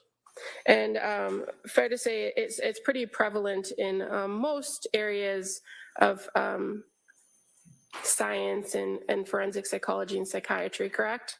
It courses all domains of work and life. And as far as confirmation bias for psychiatry or providers, fair to say that clinicians are warned that they may lean towards or support their own theories and overlook contradictory evidence, and that you have to be aware of that, correct? Yes. And again, in forensic psychology, the goal is to render an objective opinion, right? Yes, the facts come to you. You don't go to the facts. Okay. And there's a danger for clinicians and forensic psychologists of quickly forming an initial diagnosis before having all the information, correct? Yes.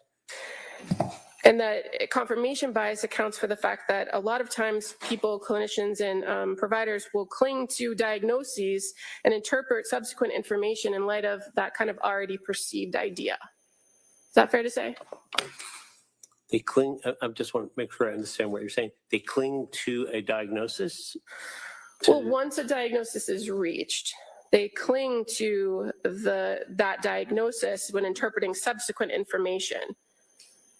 That happens, yes. And but you would agree that in practice of forensic psychology that it's important not to do that, right? Particularly with the guidelines of criminal responsibility where you don't need a diagnosis, just need a mental disease or defect. But diagnoses are helpful in understanding whether the person was suffering from this legal construct of a mental disease or defect, correct? That's fair to say. And it's fairly accepted in the field that if somebody has a disorder or a diagnosed mental illness, that they then in turn suffer from a mental disease or defect. Or could. Or could, because you can have a phobia. Doesn't mean you have a mental disease or defect. If you're afraid to jump out of airplanes, it doesn't make you ineffective and have a defect or a disease. So yes, it could. Ask you keep your voice up. Yes, Ron. So it could, but it doesn't always have to. Thank you. Of course. And you're aware of the danger of this idea of confirmation bias of having multiple relationships and conflicts in this type of work, correct? Yes. And that's why it's important not to be treating somebody as a patient when you're also evaluating them for this type of legal issue, right? Of course, you cannot be the therapist and the examiner. The therapist is an advocate. The examiner looks for the truth. And real quick, I just want to thank whoever. do you recall in this case submitting recommendations to the court in November of 2025?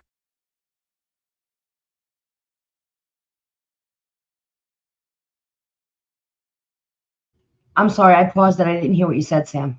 I just said I wanted to thank whoever sent me that Cash App. I don't want to say their name because it has Gotcha. their legal name on it, but thank you. Yes, thank you guys for all of the support to the creators. We appreciate it. About the defendant regarding accommodations for her? I know in general, but I don't know specifically what those accommodations requests were. I can't remember them. But you authored and signed a letter dated November 13th, 2025 to the court, correct? Yes, but I'm saying I don't remember specifically what those recommendations were. I know I did that. I'm not asking you that. I'm just asking if you wrote the letter. Hold on. Just ask me a question. Doctor, if you listen to the question. Yes, sir. I'm asking if you wrote the letter, sir. Yes. And in that letter, you refer to providing essential clinical findings regarding the transportation of my patient, Lindsay Clancy. Do you recall writing that? Yes. And so at various points throughout over the years of this case, you have referred to her as your patient, have you not? I wouldn't be, I think, able to define her as something else. She was a patient who I did a forensic evaluation of. Well, you referred to the court outside of this evaluation you're testifying about to her as your patient in this letter from November 13th of 2025. Right. I evaluated Ms. Clancy, who is a patient. If I evaluated her, then she's my patient, as she is other doctors' patients at Tewksbury and other places that she's been at. But you call her my patient in the letter. I wrote the letter. Whose patient would I be referring to if I'm speaking about Ms. Clancy, given that she's my patient? Yes, I wrote she was my patient. That's correct. Okay. And you're aware of, again, the APA guidelines on forensic psychology, where it warns therapeutic forensic role conflicts. Providing forensic and therapeutic psychological services to the same individual involves multiple relationships that may impair objectivity and or cause exploitation or other harm. You're aware of that, section 4.02? Yes. And in this particular case, since the beginning, you've appeared regularly in court hearings, right? Yes. You've appeared with Attorney Reddington at arraignment proceedings. At his request, yes. Both here and at Tewksbury State Hospital, where you were sitting next to the defendant. Yes. And you also, on February 8th of 2023, participated in a news conference, did you not? Yes. It was outside the courthouse here. Yes. And you gave an interview with the Daily News where you commented on this. I just made a comment. That's correct. And at this time, Your Honor, I'd like to play a clip of the news conference, please. Mr. Reddington? Why not? All right. Hey, Loopy.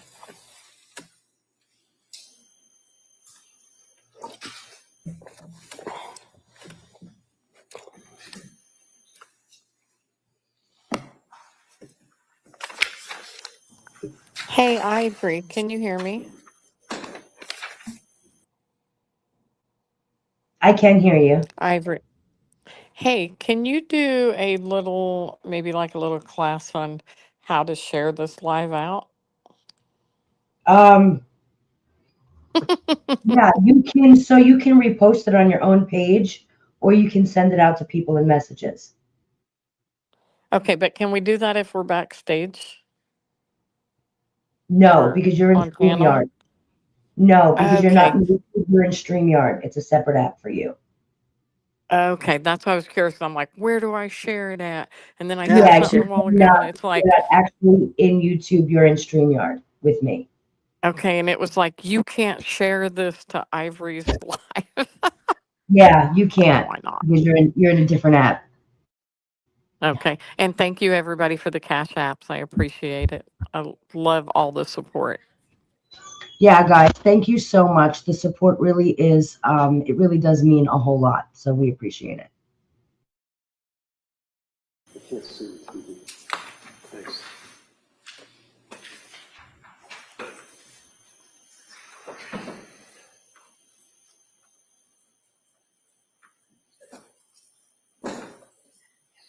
Loopy, we replayed it from the beginning, so we're from this morning. Court is over right now.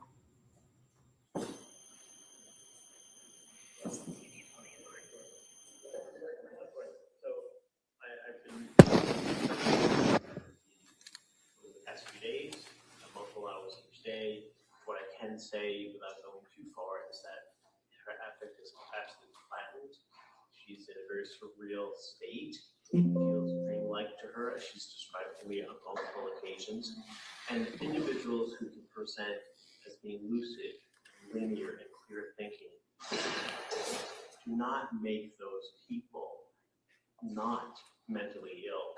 They have the capacity for, on occasion, to be able to do things that they've been doing for a long period of time. When you have delusional thinking, fixed beliefs that are unchangeable, and hallucinations, namely command hallucinations, telling you to do things, telling you to do things that are malevolent, and you believe those voices that are telling you you need to follow what they say, that's when things go downhill behaviorally, psychiatrically, and familially.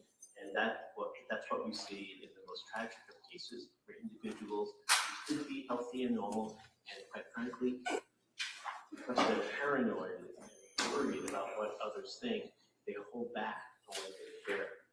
And in some cases throughout the country and the world, these are people who one day will be functioning well, but because they have the onset of command hallucinations, which they appear to, and they believe the voice that they have to do something, that's when tragedy occurs.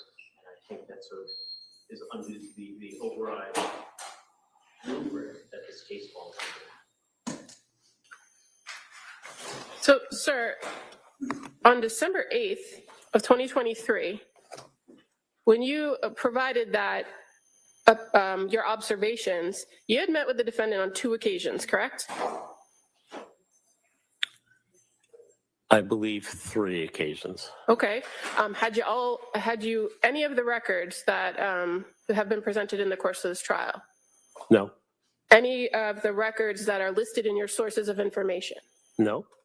And as you sit here and testify today, you've testified to the same conclusions, correct? What I said was individuals like that present this way.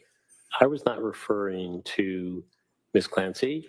I said individuals who have these symptoms like the ones I clarified present that way. That was not an assessment of Ms. Clancy. That was an assessment of people who go through major mental health crises. But as you sat here today, you've talked about the fact that she had delusional thinking, the fact that she had command hallucinations, the fact that she believed that these voices and that she was paranoid and worried. You've consistently testified about that throughout the course of yesterday and today, correct?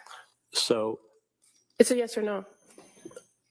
You make it impossible to answer that question. All right, the next question.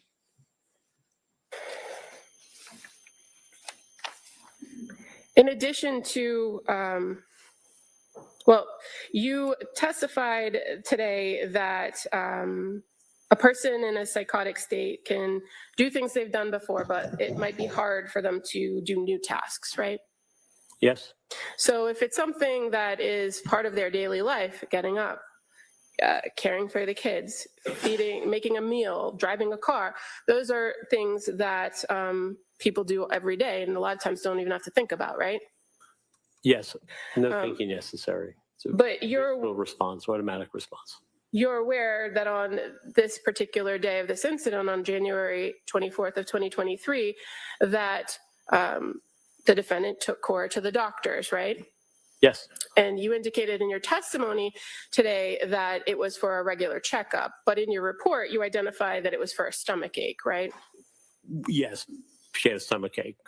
But in addition to maybe her having a stomach ache, she had previously had this visit scheduled, and you're aware of that now, correct? Yes.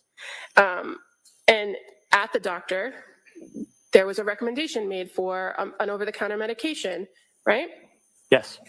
And the defendant was able to process that information, take it back with her, and then later, not immediately after the visit, but later in the day, search for where to get that medication, right?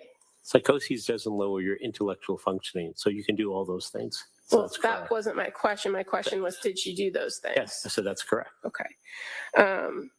And would you've talked a lot about that a person can operate as normally as they can, but fair to say, if you're in a psychotic state, that person themselves has a significant amount of distress, right? Yes. And that in order to mask those symptoms, it requires an enormous amount of control. Does it not? It depends on the level and the extremism of the psychotic processing. So some people will hear voices that are nominal, they whisper. Some people hear voices that are yelling and screaming. So it's on a range, it's a continuum. So the more upsetting, more powerful, demanding the voice, the more difficult it might be to resist it and do other things. The less, the easier it is. In all of the time between September of 2022 and January 23rd of 2023, at any point in which the defendant heard these voices about harming herself, she didn't act on them then, did she? That's correct. Yes, she did not act on those. She sought help instead.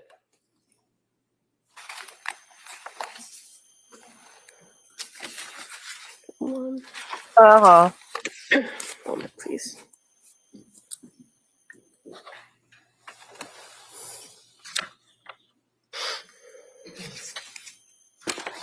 Your Honor, I would move to admit the recording played as the next exhibit. I'm sorry, this is the what? The recording that was played, I move to enter it as the next exhibit, please. That may be admitted.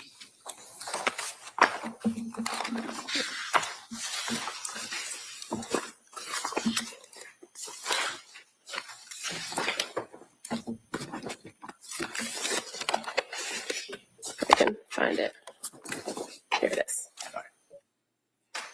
Thank you. 284. Thank you.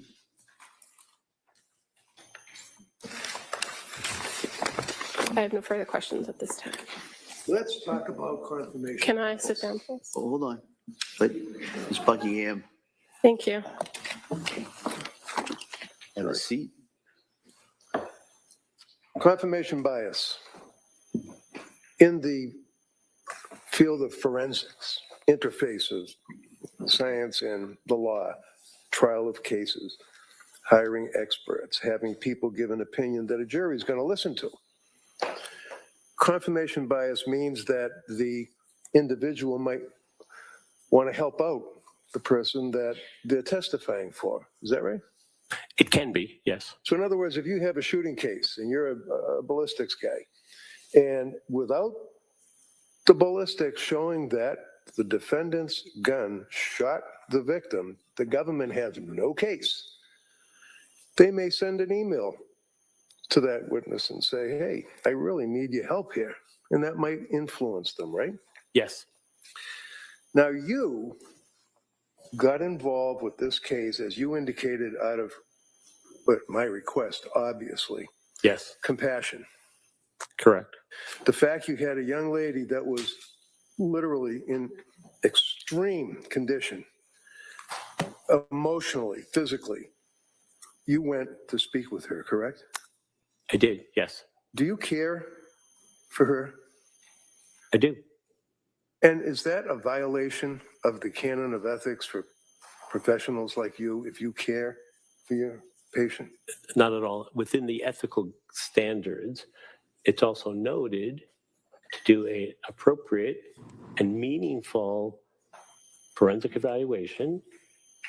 It's strongly suggested you develop empathy and rapport. And when you have those two psychological constructs, you get more information from the respondent. You do not cherry pick the information. You include warts and all in your report. That avoids confirmatory bias, and you avoid confirmatory bias by also not looking at conclusions that other examiners come up with when they render their opinions, and you do your evaluations independent of anyone else. You do it by yourself. How many times did you see her? At the time that my report was No, right about now. 60 times. How many hours have you put in sitting with Lindsay, either in the hospital or evaluating? More than that, roughly. And you have all of that information that you have brought here today to testify to this jury. Is that correct? Yes. Are you confirmed bias? Are you not telling the truth just to help Lindsay out, or is this your opinion based upon your review of the records, your interview of her, whether or not you care for her or not? Overruled. I am telling the truth. Yeah. You can re-ask that question. That answer will be stricken. So you can't tell someone you're telling the truth, and that's up to the jury to decide. Your opinion is based upon all of the times that you met with Lindsay, right?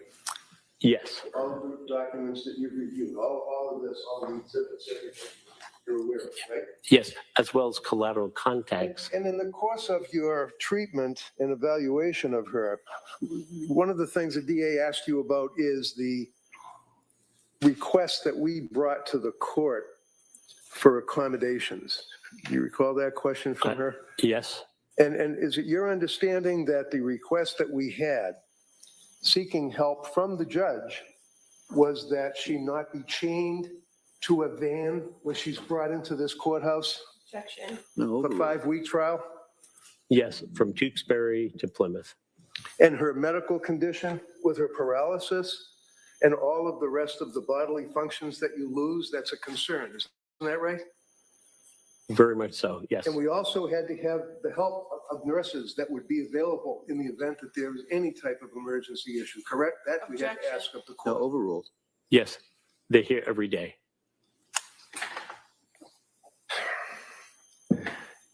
So confirmation bias, can you tell this jury, is your opinion based upon money? Maybe you like me, maybe you want to help her, or is that based to your best ability as a professional of many, many years? Yes. Confirmation bias is coming up with a conclusion before you reach an opinion. It's, in Latin, a tabula rasa, a blank slate. You draw no conclusion. The conclusion finds you. And if you don't do that, you are at risk of having confirmation bias. I'm going to ask you a hypothetical and see if the hypothetical fits within your understanding as an expert of confirmation bias. Let's say hypothetically that a young woman is involved in an incident such as this that results in the death of her 3 babies. And that young woman is paralyzed. And that young woman is in a hospital. That young woman is facing indictments for triple homicide. And the incident occurred on January 24th, 2023. And it's not until 2026 that the district attorney's office hires 3 doctors. Objection. Yeah.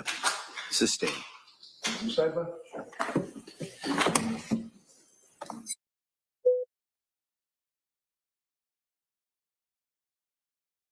So I see red. He's getting hammered for doing the same thing she just did. Yep.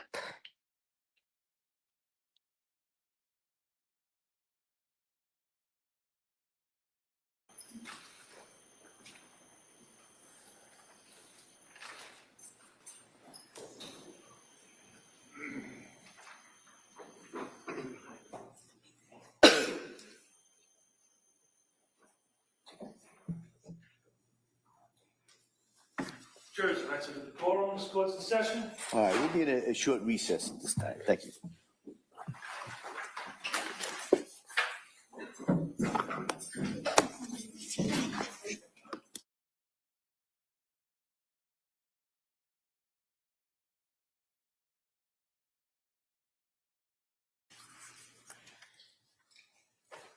All right, I just skipped ahead through the recess.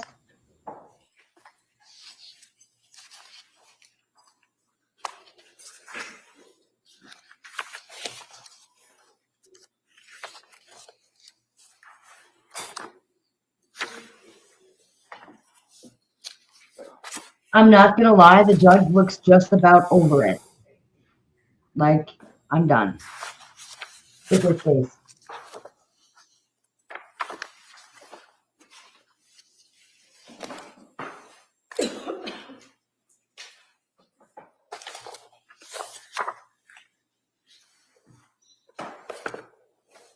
Well, she's asking all these questions, flipping from page 158 to page 7,500, you know, as he should remember, and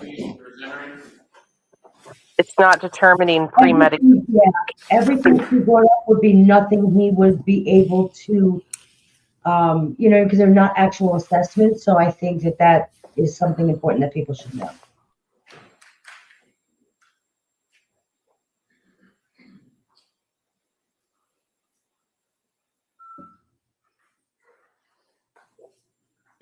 And she's nodding her head and stuff like that because she is on, what do you call it? Antipsychotics and other medications All right, that we'll can have return now you to, shake your redirect, head, Counsel. mouth Thank you. movement. So as it relates to the concept of confirmatory bias, sir, in your opinion, with your experience, does the period of time within which an expert is hired by one side or another to evaluate a person and give an opinion, in other words, if it's a compressed period of time as opposed to an expanded period of time, is that one indication of confirmatory bias? Objection. Overruled. It depends on the examiner and the situation. It can be, but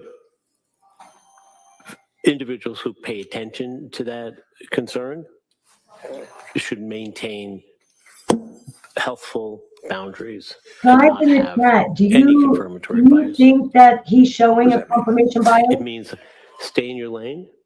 That's better. No, he's sounding like a doctor. One of the things that the district attorney did is took the 7,001 pages of the records from Tewksbury Hospital and read excerpts from them to you. Is that correct? Yes. And Lindsay, after she was taken from South Shore Hospital to Brigham and Women's, then from Brigham and Women's to the rehab, Spalding Rehab, she ended up in Tewksbury. Is that correct? Yes. And Tewksbury's been very good. I mean, in your opinion, have they been good with her? And Fantastic. Fantastic. But nevertheless, that is still a facility that is a state facility, right? Yes. And the district attorney asked you about the plan to have Lindsay go to another facility, Worcester, I think it was? Worcester Recovery Center Hospital. Is that a relatively new facility? It's, I believe, the newest facility in the Commonwealth. And did we have Lindsay evaluated to have her transferred to Worcester Hospital? Yes. Was she allowed to make entry into Worcester facility? She was not. Why is that? She was not allowed because she... Overruled. She was not allowed because she has pending criminal charges. That'd be this case here, right? That's this case here. And the district attorney took the 7,000 pages in one of the records and apparently went through them to the anniversary of the death of her 3 children, correct? Yes. Went through them to highlight each birthday of her 3 children. Is that correct? Yes. In your opinion, you've been in a lot of mental institutions and facilities in the Commonwealth and out of the state, correct? Yes. Is it your understanding to a reasonable degree of medical certainty that the fact that a woman who is paralyzed is propelling herself down the hall from one room to another is indicative of anything? Not at all. How about the fact that her mother and father, who have been with her for 3 years and practically missed not one day of sitting with her and bringing her dinner or lunch, is that something that would be indicative of undercutting the fact that the woman was suffering from mental disease or defect? That's indicative of love. And how about the fact that she's talking to other inmates or people that are patients? And in your review of the records, would you tell us your opinion as to her level and degree of popularity, bluntly, in that particular ward? she is extremely well regarded and well liked on that unit by everyone. Overruled.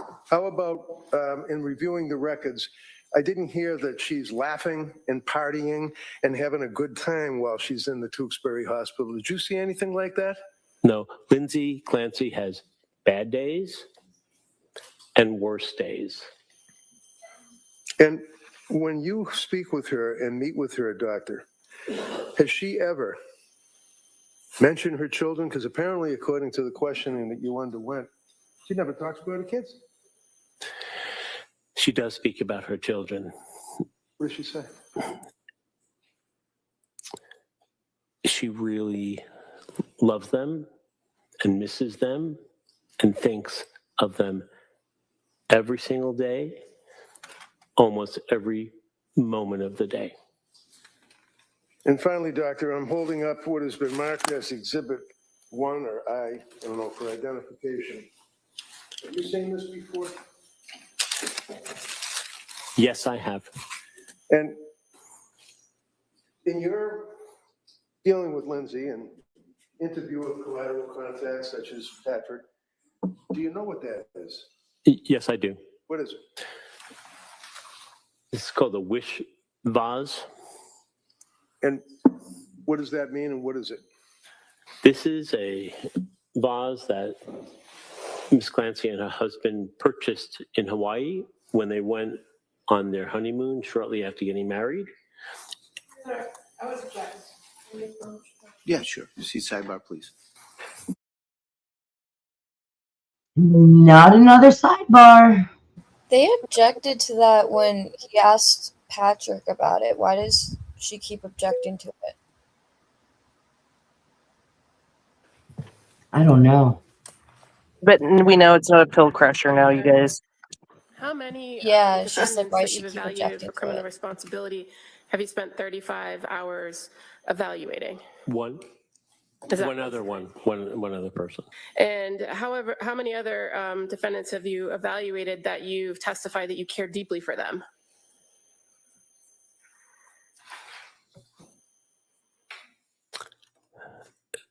I would say one other one. And how many other defendants have you given press conferences about? None.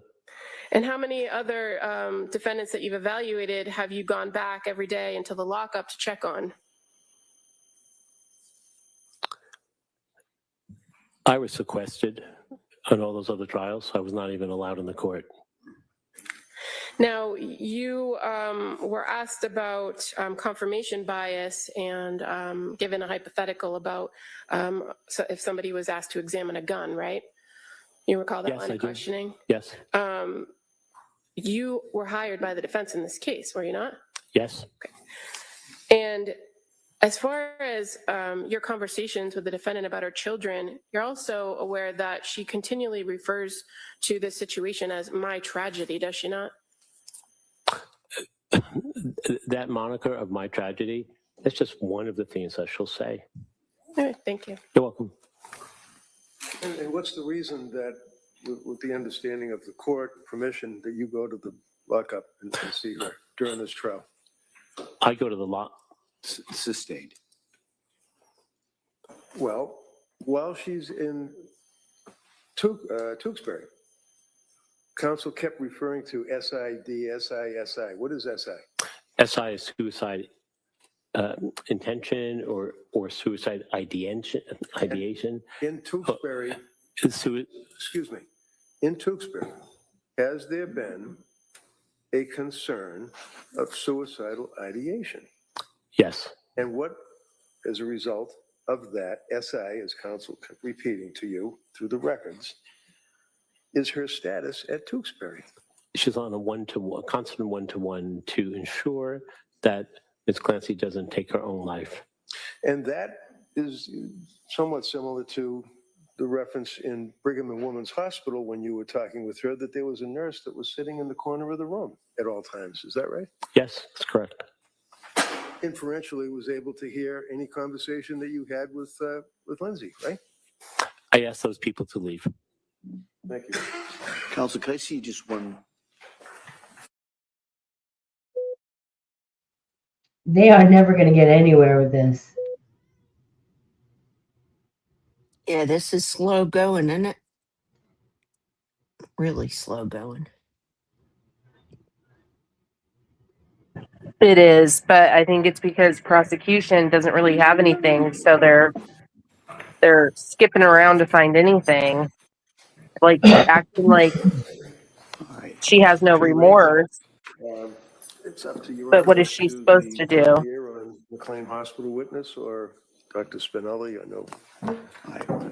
Counsel, let me see in regards to the timing on it.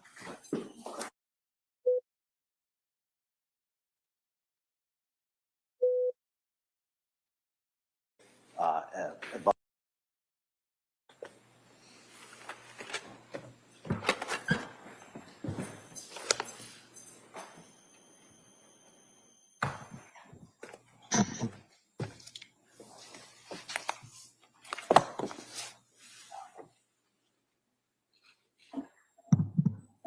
Jurors have exited the courtroom. This court's in session. Please be seated. all right.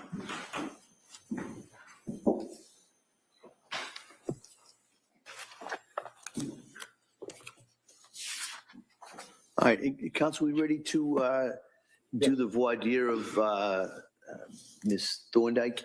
Thank you. She should be right up. Now, Ms. Thorndike, Emily Thorndike is the TikToker that said that she worked at McLean Hospital.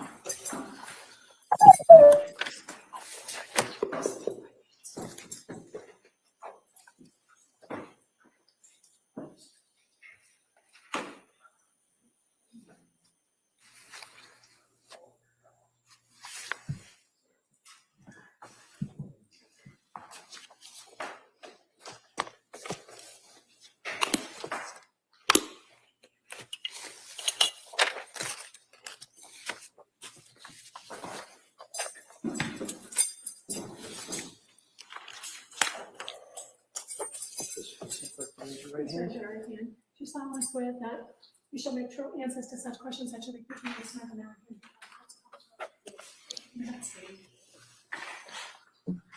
Good afternoon. Good afternoon. All right. Attorney Reddington. Thank you, Judge. Tell us your name, spell your last name for the record, please. Emily Thorndike, Thorndike. And what town do you live in? I actually live in Brooklyn, New York, but I summer on Cape Cod. I'm spoiled like that, so I'm in Chatham. So where do you live now? Brooklyn. But where you live? Are you in Chatham? Chatham. Yes. And what do you do for work? I own my own therapy practice right now, so I'm practicing as a business owner and a therapist. And what is the name of the business? It's called Wise Mind Therapy Practice. What is it? Wise Mind. Wise Mind? Yeah. Okay. And where is that located? It's a virtual practice, so yeah. And how long have you been doing that? So I had my own private practice I opened that January 2023, and then this past May I expanded. I hired somebody, so technically it's a group practice, but I've owned my own business technically for, 4 years? So tell us your educational background, please.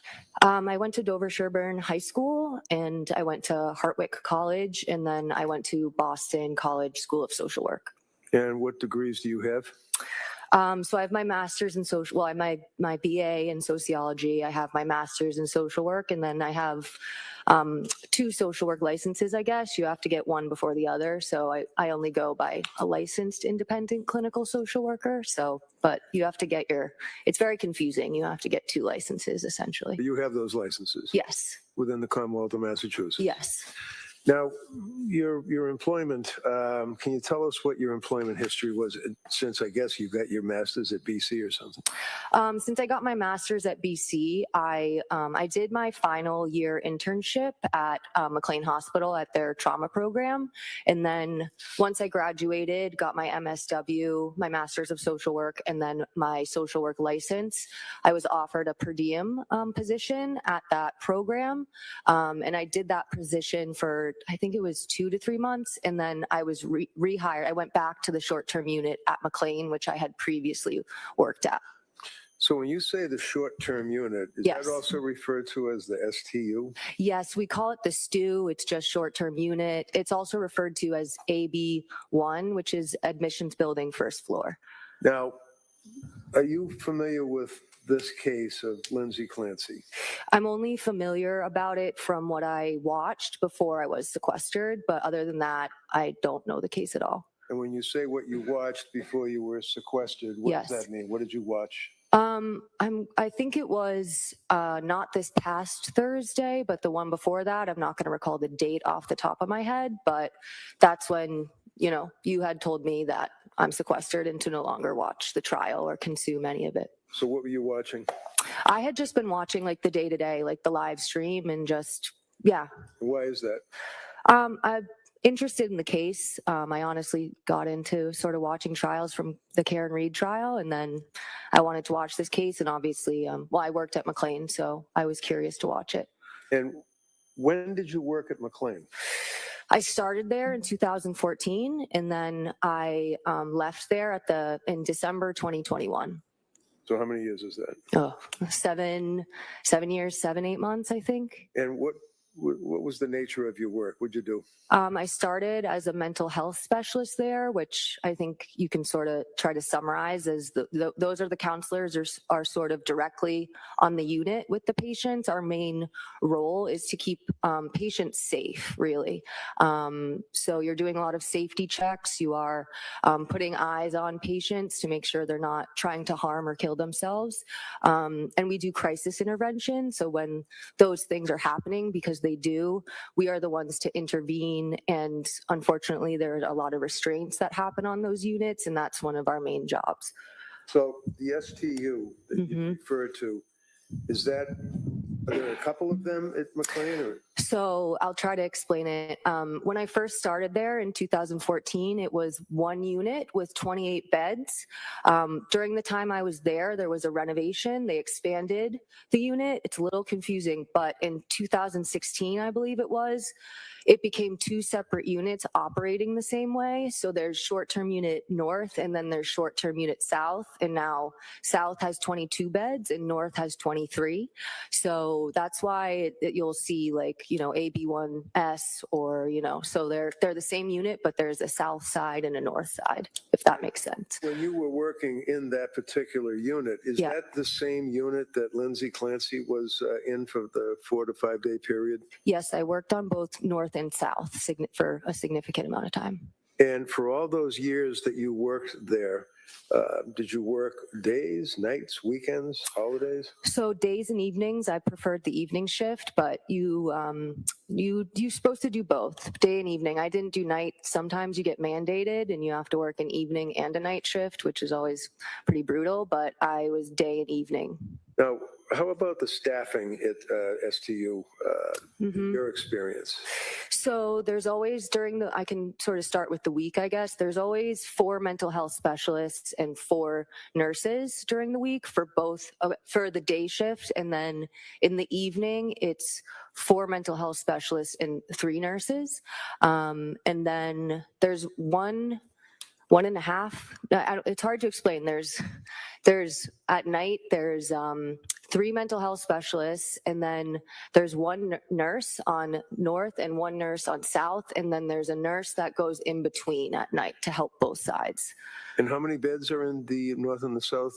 North is 23, south is 22. And which one was Lindsay in? South. Are you familiar with the Code of Mass Regulations or regulations that mandate or require certain staffing levels within that particular unit, the STU of McLean? Yes, like the Department of Mental Health regulations. Can you tell the judge what your understanding of the regulations from the DMH would be on staffing? Yeah, so the Department of Mental Health has to oversee all of the mental health facilities in Massachusetts, and they have specific requirements for safety regulation, for staffing ratios, how the unit has to be set up. For example, there was a renovation while I was there to adjust handles on a sink because you could use it to harm yourself. So DMH, there's usually an annual or biannual inspection, and they will go around and they will look at charts, they will look at the unit, so they oversee everything. And did they mandate how many doctors or nurses or safety people would be on a particular unit? Yeah, they definitely have those requirements. And what's your understanding of those requirements? I believe, I'm not sure exactly. Like I know McLean follows those regulations, but I guess there's potential that McLean might go higher than the ratio. I'm not sure. So you have to at minimum have a certain amount of staff, but I'm not exactly sure on that. Are you aware in this case that McLean forwarded to the district attorney's office and the court certain discovery? Yes. Indicating how many doctors, nurses, and Yes. safety workers. Did you have a chance to read that? I did. All right. Is it your understanding that the requirements of the DMH and minimum staffing on, well, let's say on weekends and holidays, for example, does that change year to year, or is that pretty static? It's never changed. I mean, it didn't change from when I was there and with that document. So I guess that goes to what, 2023 it was. So it didn't, that was how it was when I started. Well, I guess one caveat, when it changed from a 28 bed unit to 22 and 23, there was, different numbers, because with 28 patients, you have to have, a certain number of staff. But so since it's been 22 and 23 patients on those two units, the staffing has not changed from when I started there and from that document that I reviewed. Now, you indicated that you, because of your interest, were watching the proceedings on this case. Yes. On what, YouTube or something? Or yeah, whatever. TV? You can, yeah. And you had the occasion to hear the cross-examination of Patrick Clancy by the district attorney, is that yes. right? You mean the direct? I'm sorry? The direct of Patrick Sorry, Clancy. You're right. It's been a long week. Okay, direct examination. And the focus was on the fact that when Lindsay went into the hospital, it was on New Year's Eve. Is that correct? Right. Mm-hmm. And that she was there for that holiday weekend, and then I think the following Monday was a holiday? Yes. Okay. And you heard the direct examination of the district attorney asking about McLean being number one hospital in the country, McLean having all of these services available to the inmates that are in there, treating them, offering all these fantastic programs on the holiday weekends and the holidays, as opposed to what Patrick had testified to. Did you see that? Will you re-ask that question? I think I understand, but. Okay, when you were watching on the television, yeah, you saw, or the computer, you saw the questioning of the district attorney of Patrick Clancy. Yep. You heard Patrick Clancy make reference to the fact that his wife admitted herself into the STU on a holiday weekend, New Year's. Yes. Was there all that weekend. Right. Into a holiday. Right. And the district attorney then questioning Patrick inquired as to whether he was aware that it was the best hospital in the country, that there were many doctors and nurses and staff available and programs available, and Lindsay wasn't interested in any of that, right? Yes, that's what I took from it. Now, in your 8 years, however many years of experience that you had, is that what your understanding was in that unit? No, that's not what I was understanding, no. So tell the judge what your understanding was from your experience, hands-on, day after day, working in the STU for all of those years. Right. But you also were a supervisor of the STU at one time. I actually wasn't. I became a social worker there. So I guess you could, one way to look at it is that, the social worker and the psychiatrist, you are the treatment team. So you're making all the decisions for the patients. And so the nurses and the mental health specialists, I don't like to create a hierarchy, but they are operating underneath you. So in a way I'm supervising, but I was never a direct supervisor. Now, you came out with a TikTok or I did. A reel or whatever you call it. Yeah, TikTok. And would you agree with me that you were pretty angry when you did that? Yeah, definitely emotional. So tell the judge, why were you emotional when you did that TikTok? Well, it's a lengthy TikTok. It's about 10 minutes. And I was emotional because I felt like what was discussed in court was not aligned with what my experience was. I noted several things. I'll try to summarize some of them. There was mention that there's individual therapy on the unit. There is not. There was mention of seeing a doctor every day. I felt like there was some misleading of that. You do see a doctor every day, but on the weekends and on a holiday, it's one doctor who's seeing all of the patients. The meetings can be as short as 1 minute. Many patients decline those meetings, and the doctor who's there on the weekend and holidays is seeing 23 patients. So I felt it was misleading to indicate that there's sort of a in-depth doctor session when it's very brief. How about programs that are offered, like making things out of clay and crayons and stuff like that? Yes, there's clay on the unit. It's called Model Magic. It's a non-toxic kid. It's it's advertised for kids, but it's on the unit. It's in the nursing station. It's out on the unit. There is a lot of coloring. There's a specific group that I saw in the documents I reviewed called Music and Mandalas. Mandalas are basically adult coloring books. The designs are kind of abstract. You could compare it to like looking through a kaleidoscope or something, and you color them in. And Music and Mandalas is a group where you play music and the patients color. So you understand from watching the proceedings that you became emotional over is that Lindsay went in on New Year's Eve with some fairly serious Right. symptomology. Is that correct? Yes. And Patrick indicated that they were, quite frankly, pretty bluntly disgusted with the help and the care that was allegedly offered to her, right? Right. And you were upset about what you felt was a misleading of this witness based on the questions that were asked. Is that right? Yes. And Patrick had made reference to the fact that she was doing coloring and she was in the groups that were sitting there dealing with the clay, and that they felt that it was not bluntly any help. Yes, and there's very minimal like family contact when the main treatment team is not there, so it's not abnormal that families wouldn't be getting like regular or like in-depth updates of what's going on. You're sort of supposed to wait until the treatment team comes back, whether it's on a Monday or in this case a Tuesday, since Monday was a holiday. That's the team who's going to be working with the patient, so most updates and communication with family and with providers aren't going to happen over the weekend either. Now, one of the things that occurred, just for the background, is that your TikTok was observed by me, and I tried to reach out to you and Yes. couldn't find you. That's correct. And then I had a private investigator, Bob Jones, Yes. hunt you down, kind of, and ended up Yeah. in front of your house. No, Bob and I were sort of chuckling about that because he never ended up outside of my house, but the rest of it is all accurate. So he wasn't outside of my house, but the rest of that was true. So he was able to locate you. He was, He was yes. able to talk to you. He was, yes. Get your contact information. Yes. Provide that to me. Yep. And as a result of that, I reached out to you, and then you indicated that you, initially somewhat reluctant, but then ultimately agreed to get involved and talk to the judge, right? Yes, yes. Okay.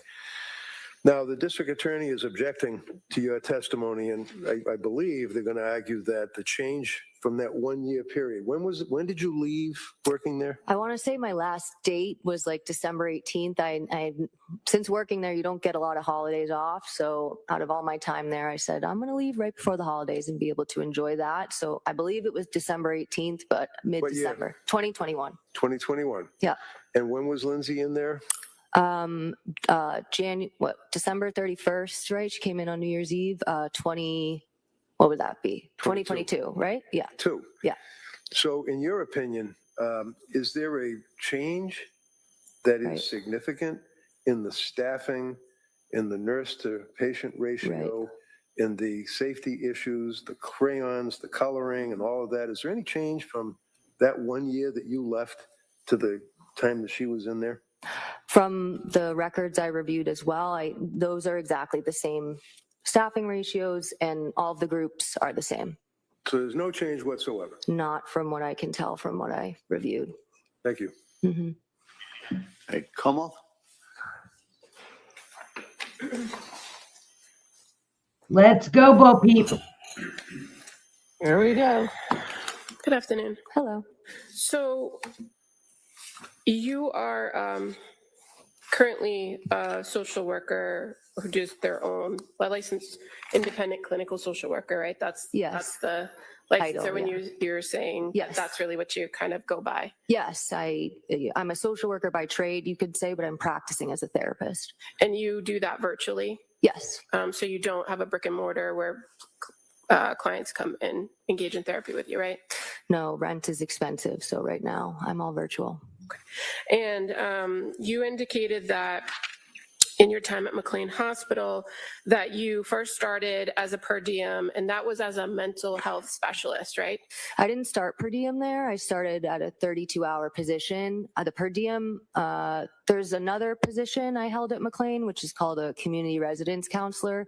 That was a per diem position. And then the social work position I took after graduating and before I went back to McLean, the short-term unit, that was a per diem position.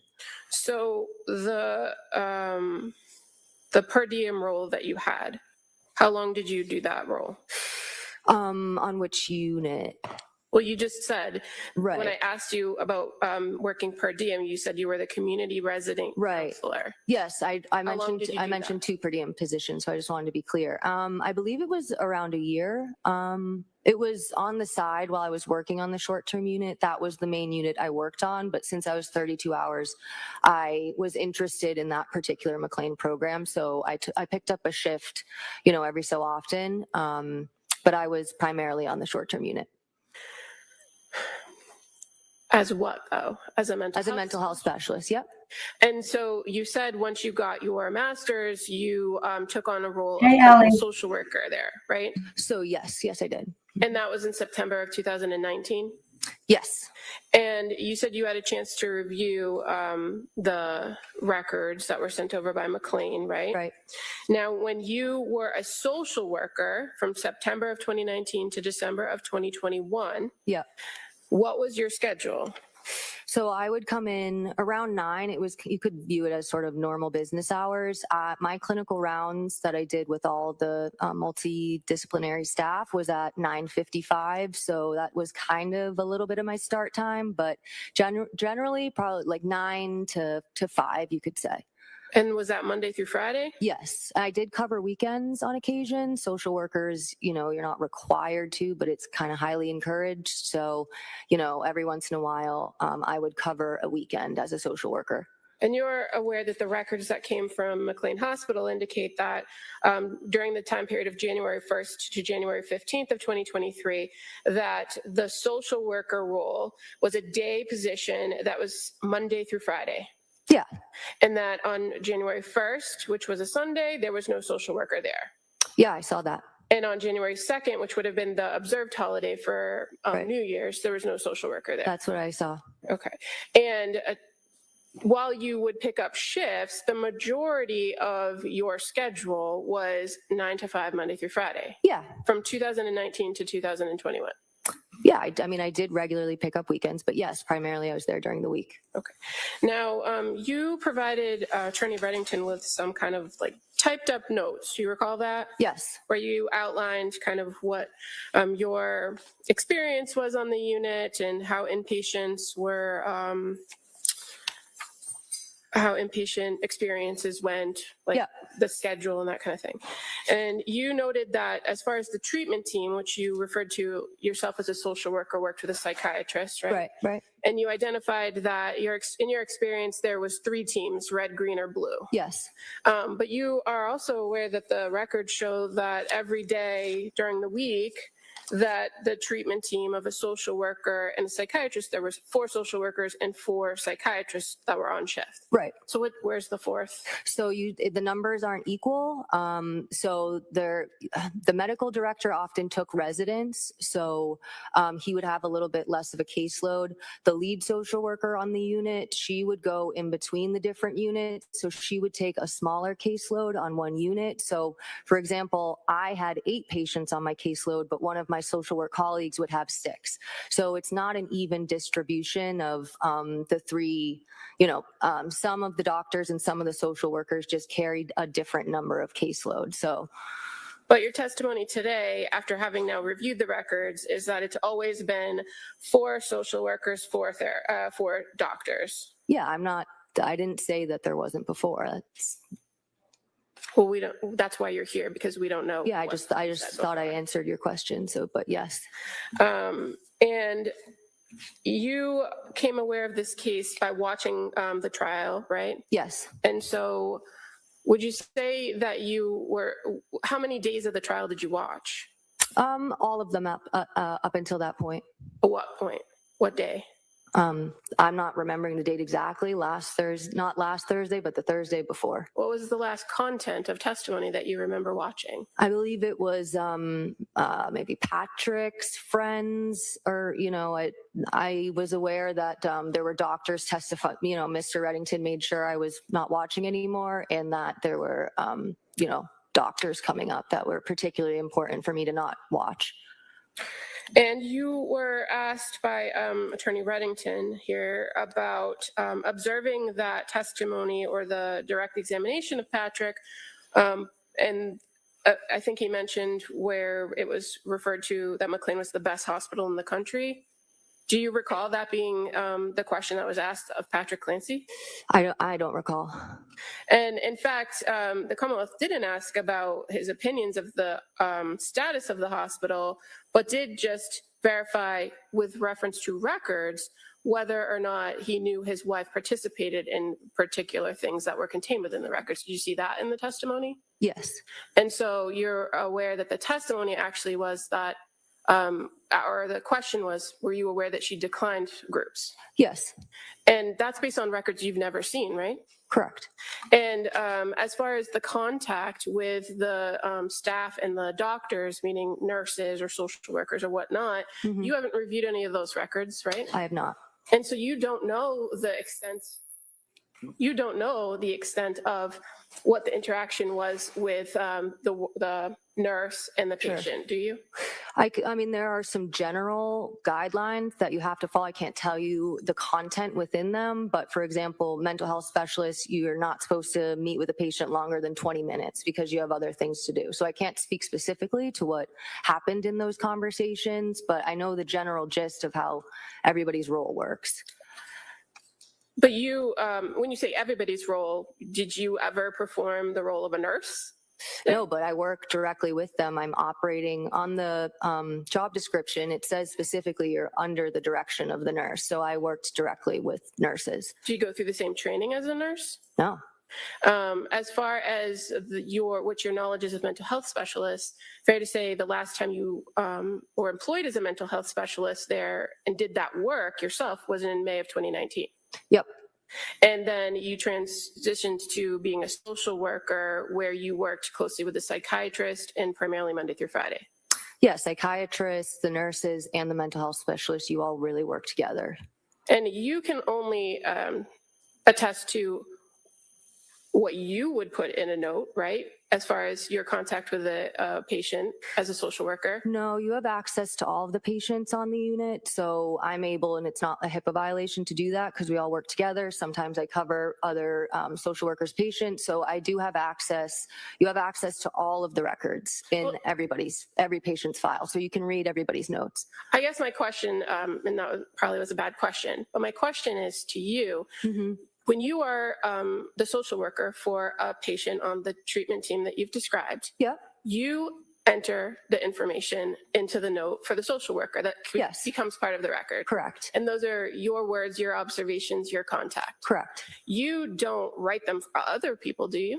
No, but we have to follow a certain format. So for example, we have to write a biopsychosocial note, which is a fairly lengthy assessment, but that's a social work. I learned that in grad school, so I don't know how everybody writes their notes, but we have to follow a pretty strict format to write our notes. And is it your testimony that McLean requires only that each social worker spends a particular period of time or a max amount of time with each patient to do that? Yeah, I mean, I have 8 patients on my caseload, so I have to see 8 patients every day. And so you are limited with how much time you can spend with them because there's several other tasks I have to do. So you really can't spend a significant amount of time with your patients. That wasn't my question. My question was, does McLean tell you that you can only spend 5, 10, or 15 minutes with a patient? Yes, it's directly told from the people above me. It's something that's communicated in a way where you could sort of get in trouble if you're not doing that. So yes, it comes directly from McLean.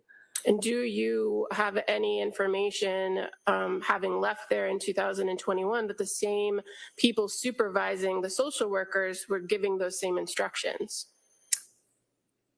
I mean, no, I don't know that.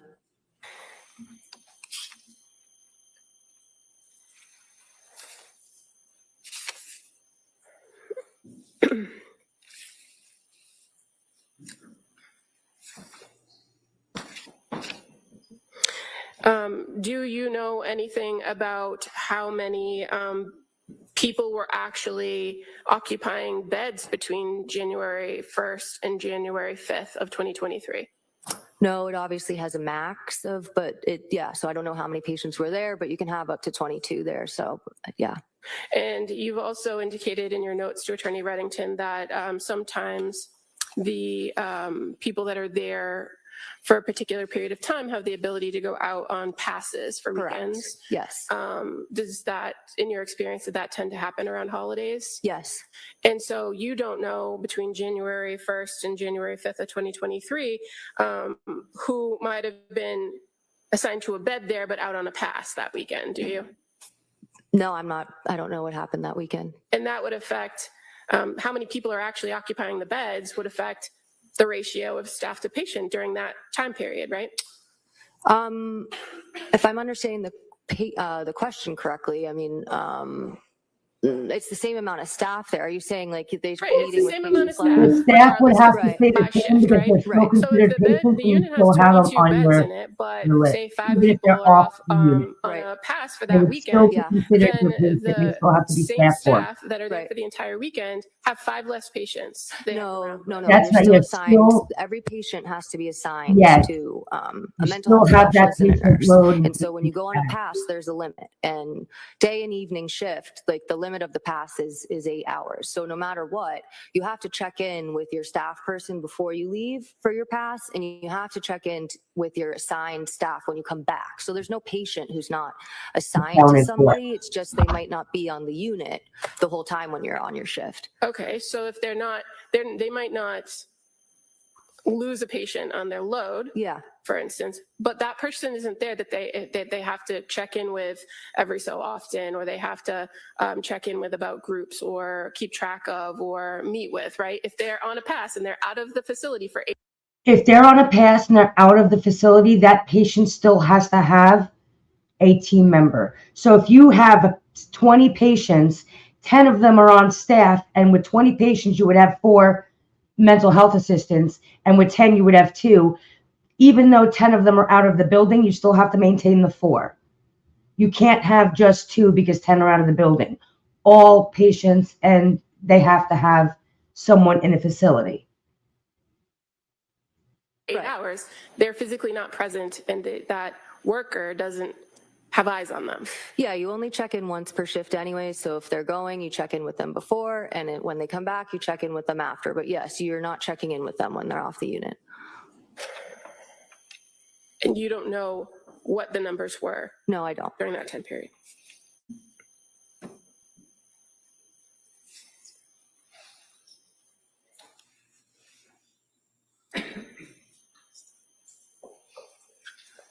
I don't have any other questions. Thank you. All right.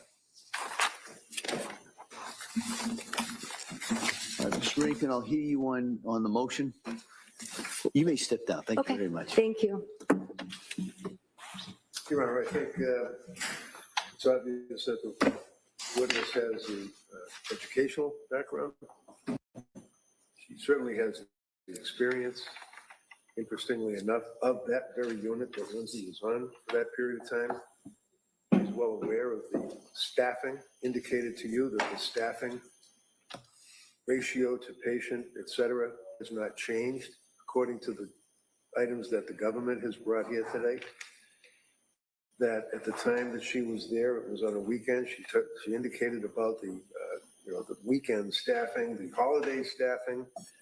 Indicated that they have these coloring programs and programs that Patrick was relating to, and indicates this coloring crew, if you will, in a sense, on that particular period of time in the holidays, which is very corroborative of what Patrick had indicated in his testimony. So, I'm not looking to bring her in to disparage McLean Hospital. They've done a good job of that themselves. I'm bringing her in to just have evidence as to what Patrick's testimony was relating to what his wife went through when she was in McLean, to corroborate the fact, as opposed to what was raised on direct exam with the government when they were questioning him about all of these wonderful programs that she apparently was not interested in participating in, which is very, very, I would argue, improper inference for the jury to consider.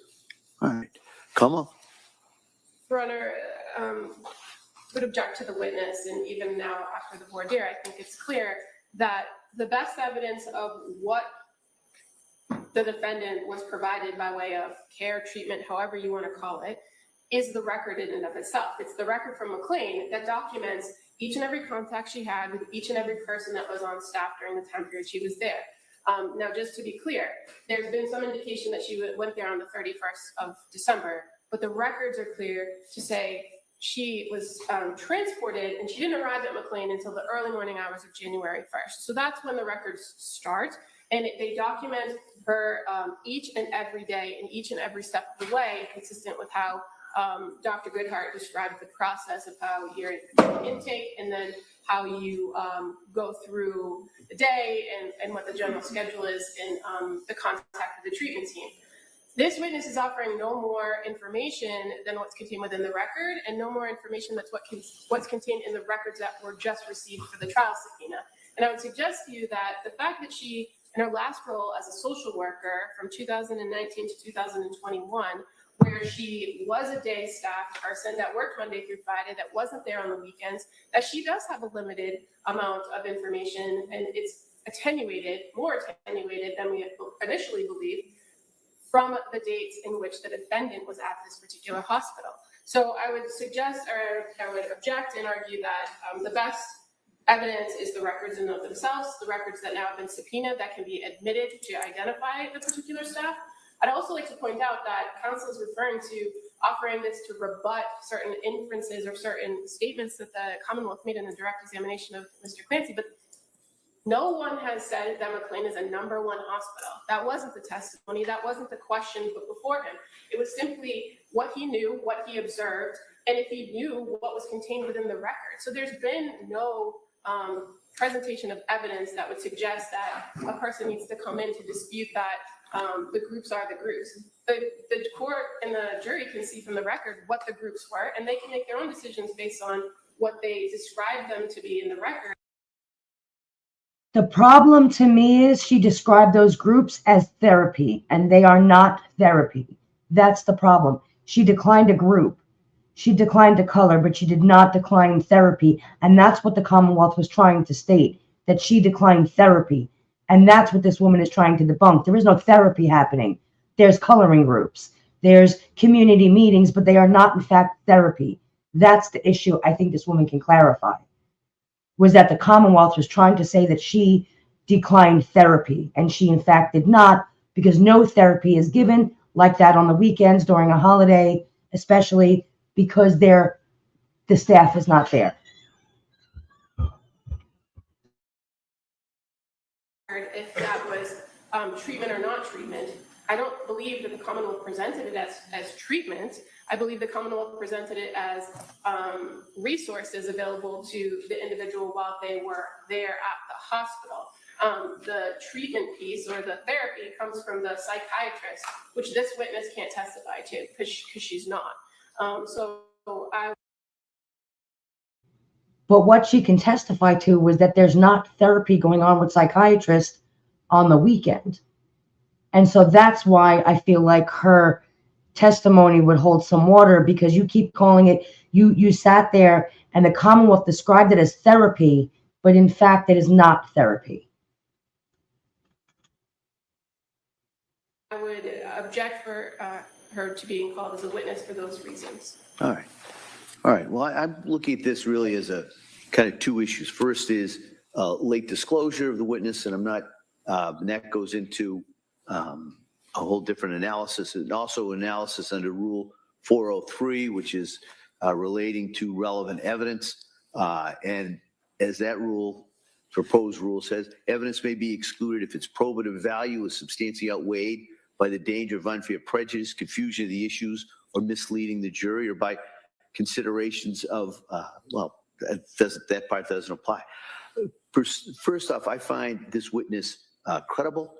I find that, and I appreciate her being willing to offer the information that she has, but that's not always the whole finding on this. And so under cases such as Taylor versus Illinois, Commonwealth versus Dunning, Commonwealth versus Steinmeier, a couple other cases, I have to look at a number of factors. The first is prevention of surprise. Well, the Commonwealth has been aware of this issue for at least a week or so, so I'm not considering that. Evidence of bad faith, there's no bad faith I see from either side in naming this or calling this person at this time. There's the prejudice to the other party. I think there's just limited prejudice, if any, to the Commonwealth. However, though, the final two are the issues that I think are more relevant in this. One is the materiality of the testimony in this. And I find that there's limited materiality, that's hard to say, because mainly this witness hadn't worked there for a year. So there's at least a gap between when she worked there and when the relevant time period is here. There's also, I imagine, different personnel. They're working on different shifts. And so there's kind of limited value to that testimony. I also, I don't remember any five-star type inferences. In fact, so I'm not going to, that's going to be measured by the jury, but I didn't see any mentions that this was a five-star facility. And then also the concern is, or the factor is, the effectiveness of less severe sanctions. And I would find that the records that have been brought in pursuant to the subpoena in the last couple of days from McLean's talks about the staffing levels on holidays and not on holidays. So if there's a question of whether or not there was a quote unquote skeleton crew that was on for those, at least the first 2 days of this time that Ms. Clancy was there, that's reflected in the records. There also in the records here is a list of whatever programs were offered and also when they were offered. So if there's a question of less programs being offered on a holiday than during the week, those are contained in the records.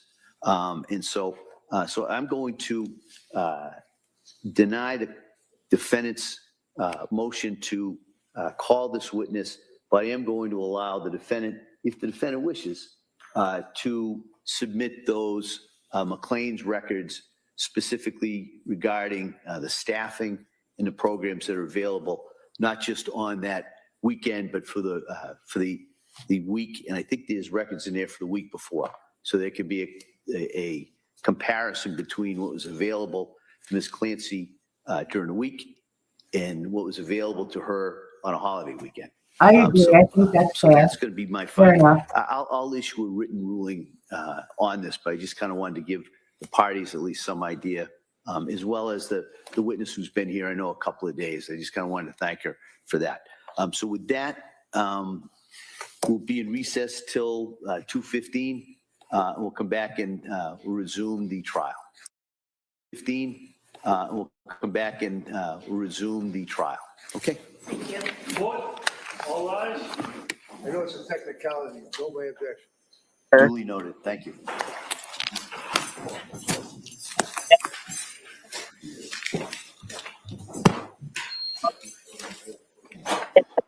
Of her really receiving the best care that she could. Yeah, and I think this is where they ended. They ended after the lunch break, if I'm correct, right? Yeah, there was something that happened that was not foreseeable, and we don't know what. Something that happened that wasn't foreseeable. Yes. That's interesting. What was that? I know somebody knows, y'all. Don't lie to me. Bring it to me. What happened? What did Sue Collins say? Sarah checked and she hasn't seen anything yet, but that doesn't mean she hasn't posted yet on X. I was just going to say, Would they be allowed to say? Yeah, she can stay because she's a commentator. She's not a reporter for the court. She's just a commentator. Okay.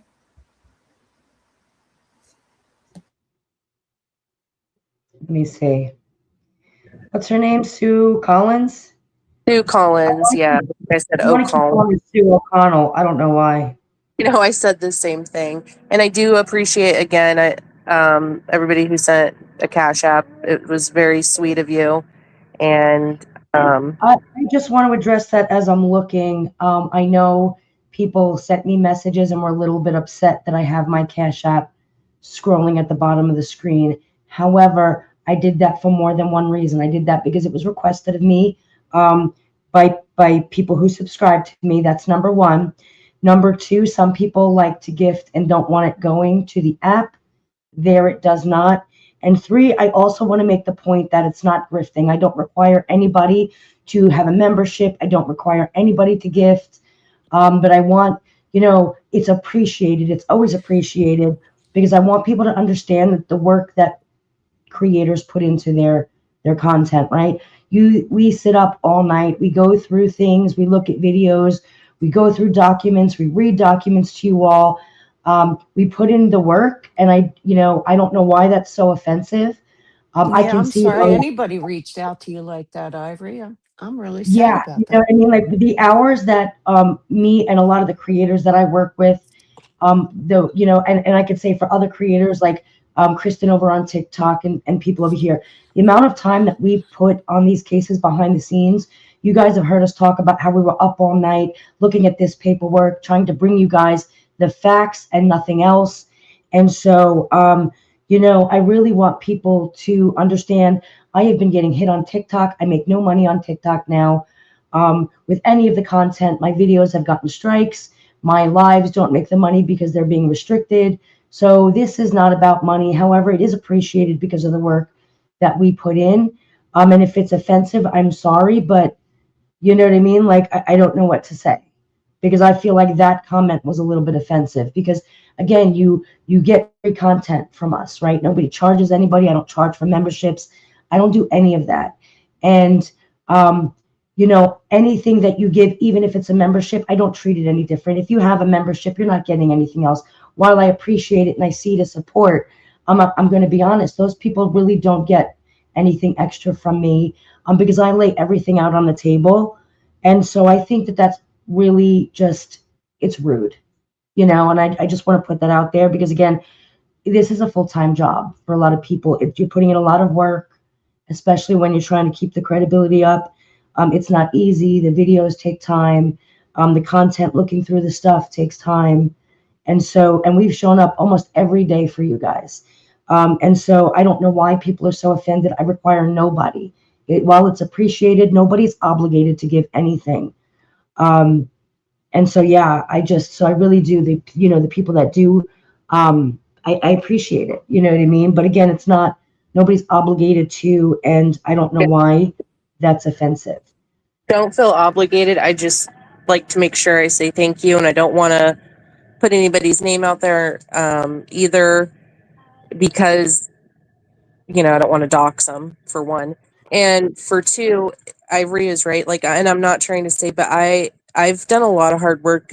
This is the most I've looked into a case. I've read probably over 300 pages of different legal documents in regards to this case, and I have sourced the internet to make sure that I'm giving reputable information as well as going back into transcripts, just so that we're giving factual information that you guys can use too. And every time, if you guys ever need any documents or any clarification or any source, I'm always more than happy to send that to you so that you guys can get knowledgeable too.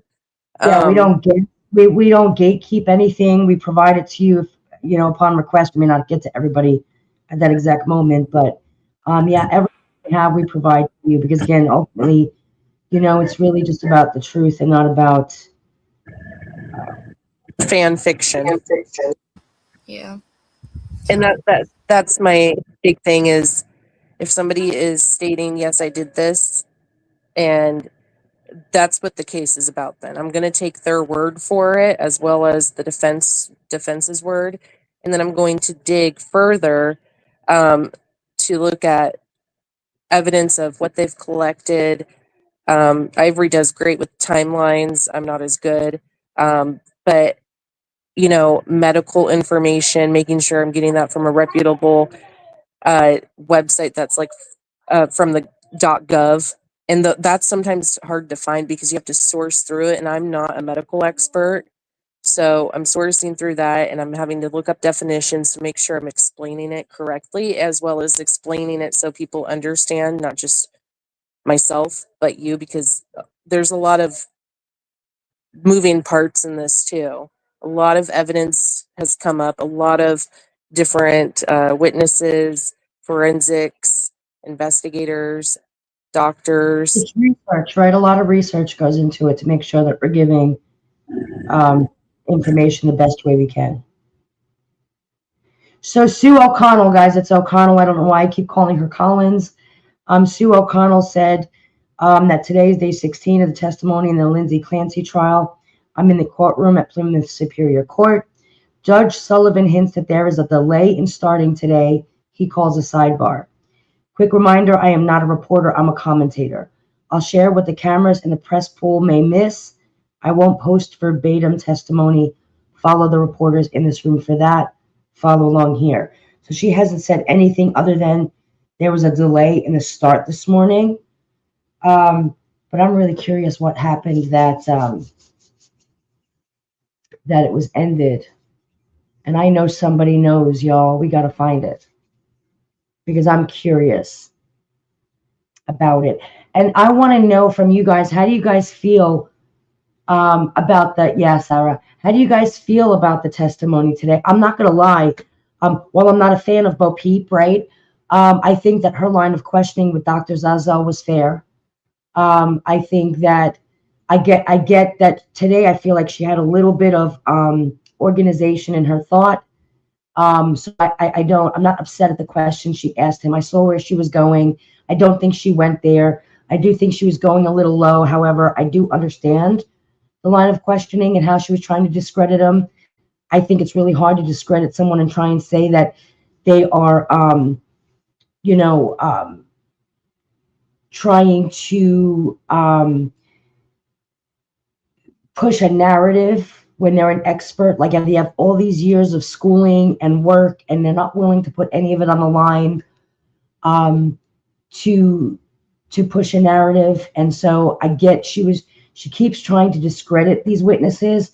However, I don't think she's doing a good job at it, in my opinion.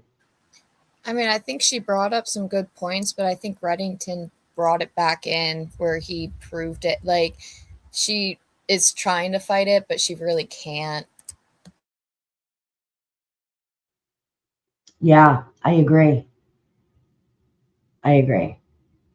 So the judge state also today, do not speculate. They are on schedule. It was just an unforeseen circumstance and it's nothing major.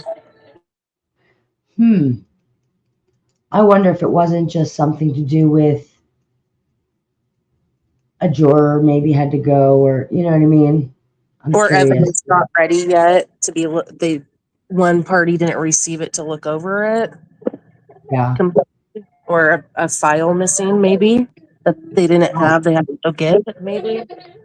Yeah, that's definitely possible. I mean, I just feel like they're not utilizing the time in a day, right? I feel like this trial is going to drag out weeks because they're not utilizing the time and organizing it correctly. I feel like you get 2 hours of good commentary and good testimony, and then the rest of the day is sidebars and nonsense. So I feel like they need to organize themselves a little bit better because you're losing the jury. When you have big gaps in testimony, you're losing the jury. You know what I mean? So I feel like that's going to be a struggle for the jury, that they're you're sitting there talking to Dr. Zazel one day and then the testimony continues the next and they forgot what he said the first day. And so you're breaking up the testimony that's really necessary. And then you have these long sidebars and you end the day on nothing. So I think that they can better utilize the time for the jury's sake. I mean, they're already losing us. Like, we're already having to go back and rewatch. Like, it's already hard for us. And we have to go back and look at the testimonies. What time did they end today? After lunch. They never came back after lunch.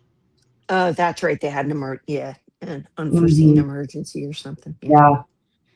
But again, I just feel like you're splitting up the really necessary testimony, which maybe isn't so bad. I just feel like if you're playing, the jury's just going long gaps without information. And so if they're running with an idea or they're running with something in their head, it stops, right? And so I just feel like it's so frustrating to me. And we saw this in the Karen Reed trial, the constant sidebars, the constant interruption in the train of thought, and then, in the storytelling. Because let's be real, that's all it is storytelling, right? Which side is going to tell the best story and have evidence to back it up? And so I don't know. I just feel like there's just a lot of empty space happening. And with empty space, then people tend to go off on tangents in their own mind. And I want to wheel that jury in. I want that jury to stay focused on what we want them to be focused on and not sitting there being able to spin narratives in their own head because they got so much time. You know what I mean? While the testimony is going on. So thank you, Sarah. Thank you. I appreciate it. So yeah, that's just my thought. I did too. I think that, and these witnesses are super important, but then they can kind of lose, when it's I feel like the most important thing is the defense witnesses, and to move it along to build that timeline and storyline, not that it's a story, of what happened, her state of mind. And so what I didn't like about the prosecution is some of it was not necessary, these questions, and it dragged out. I agree. I think that, again, prosecution is trying to push their narrative, right? And so I think that in order to push this story that they're trying to tell, they had to ask the questions that had nothing to do with anything, just to get it on the record, because you can't just, ask them at random. So I think that I think that's a strategy that they utilize, the people that are up there, to ask these questions to try and get information in front of the jury where they want it. However, I think that the prosecution is being really messy in this case, though. You're sitting there, you're bringing in religion, you're being snarky, you're rage quitting questions, you're just being nasty to people, you're breathing heavy, you're being very aggressive. And I think that's going to come off to the jury like, a lack of confidence, right? If I'm telling a story and I'm trying to convince you of something and I don't come completely confident and calm, you're not going to believe me. You're going to be less likely to believe me, because I think that all of her raging and her aggression and the breathing and all of that, to me, shows that she's angry, and it doesn't show a confidence in the story she's trying to tell. And so if you are not confident in your own story, why should I be? That's my take on it, Yeah. And the judge, he did state they got to get records from McLean. That might be why they finished early. Could be. Yeah, it definitely could be. I get what the judge just did there with Thorndike's testimony. I agree it's fair. I agree why he did it. However, I don't think that people understand how supportive her testimony would have been, because, again, you got the prosecution making accusations in the beginning, talking when they were questioning Patrick, talking about, do you know that she declined therapy? Now you're using therapy as specifically in front of people as like, psychological therapy with a psychologist, or, a social worker or a doctor, a psychiatrist. When you use the word therapy, while recreational therapy and coloring pictures is technically a therapy, I think that there needs to be more of an understanding of what actual therapy you're talking about. Because to sit there and decline, I don't want to cover a page that really doesn't really have much benefit if you're not in that space to accept it. And she was in the beginning of her issues. I think that her coming in, Thorndike, and saying that, the therapy isn't really, therapy. It's a group where they color, right? But there's really no therapy given. It's not behavioral therapy. It's not, I think that understanding that when these doctors come in on these weekends and these holidays, she's not lying when it's, how are you doing? Do you want to harm yourself? No. All right. Well, you have a good day and you let the nursing staff know if there's anything that you need. And that's what they do because they have to see those patients. They have to lay eyes and have direct contact with those patients. But it's not valuable time being spent with the patients when you have a skeleton crew and it's not a weekday and it's a holiday and a weekend. And, a lot of these places, they contract staffing out, so it's not regular staffing. So I think that her bringing that understanding of what it actually looks like in these facilities is a big deal. You know what I mean? Like she was sitting there arguing with the staffing there. But again, the staffing, these mental health techs that are out on the floor cannot do therapy. They cannot assess. And that's a big deal when you're saying using the word therapy. I need people to define the word therapy because ASMR on TikTok can be therapy for some people, right? But it doesn't mean it's actually a therapy. It doesn't mean there's dialogue for therapy or diagnoses being evaluated or, supportive behavior techniques being offered. So again, I think that the term therapy and the way the prosecution is trying to use it is a little bit, I need somebody to define therapy, and that's one of the questions. If I were Reddington, I would have said, define therapy, define the therapy that you said that that she refused because, going on a walk would be therapeutic, but it's not technically a therapy. And if she didn't want to go on a walk, are we going to say she declined therapy? She declined a walk, not the same thing. And they're Yeah. trying to use that wording and play word salads and play, it's just to me, I'm seeing it because again, I have experience there. So I don't know. I had a loved one that went to a similar place and there was no therapy done. They were there for 2 days. We had to go in, speak with the psychologist there for a game plan, and that was it. They, Yeah. deemed, okay, you're good, you can go. And he literally said, people were just walking around. That was it. Yeah. There was some board games and Sitting in the cards. hallway on their phone or on the payphone, or they're just sitting there. Yes. They're just sitting there doing not much of anything. And it's like uncomfortable. There's metal seats that are like stools around the table. And I'm not trying to be, because there are some very severe people, that need mental help. It's kind of scary. I'm not gonna lie. Mhm. It's a little scary. Yeah. My friend was in one for I think she was there for 6 months, and she said it didn't help. It made it worse because they weren't helping, and she wasn't allowed a phone or anything because I think she was a minor. So they were trying to limit that.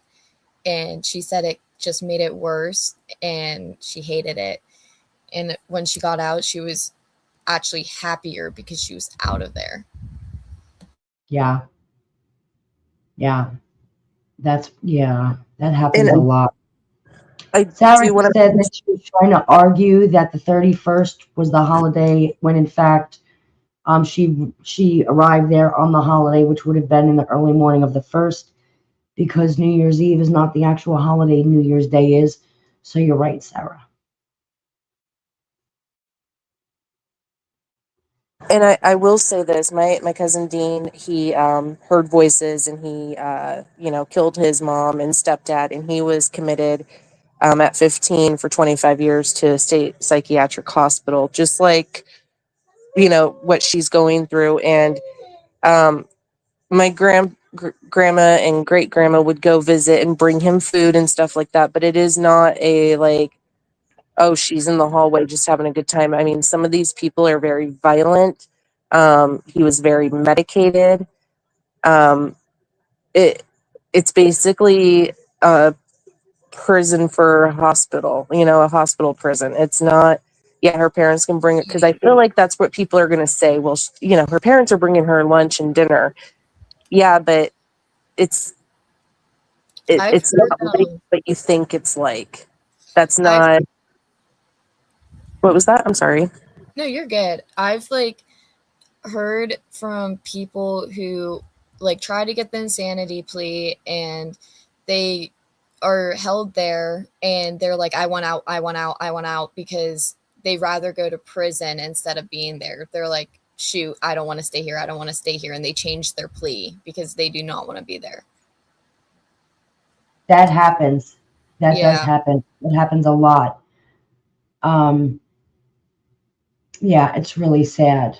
Hold on. That's what I believe this was psychosis and mental health. Just because my cousin Dean, it happened to him. He had severe abuse done to him, and and since he was little, my grandma can contest to that. His mother was not nice, and it caused mental health issues. And he heard voices because he, to kill him and to protect his brothers, and he did. And he was 15, and at first he had to appeal it. They were going to put him in prison for life. He had to go appeal that after doctor review, and at 16 or 17 they committed him to the mental institution. And I do, if anybody wants to look it up, I have the court documents. It's from the 70s, but it's kind of telling how they determined medically too with his mental.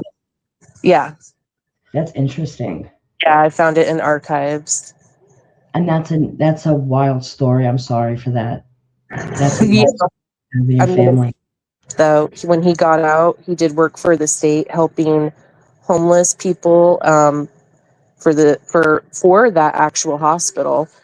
It was outsourced, helping homeless people find medication, doctors for medications and housing. He found my dad housing, and he did that until the day he passed away. He was a very good, contributing member of society. He was great with his coworkers. He never married or had kids because his mental health. My grandma had to teach him how to drive a car, how to cook.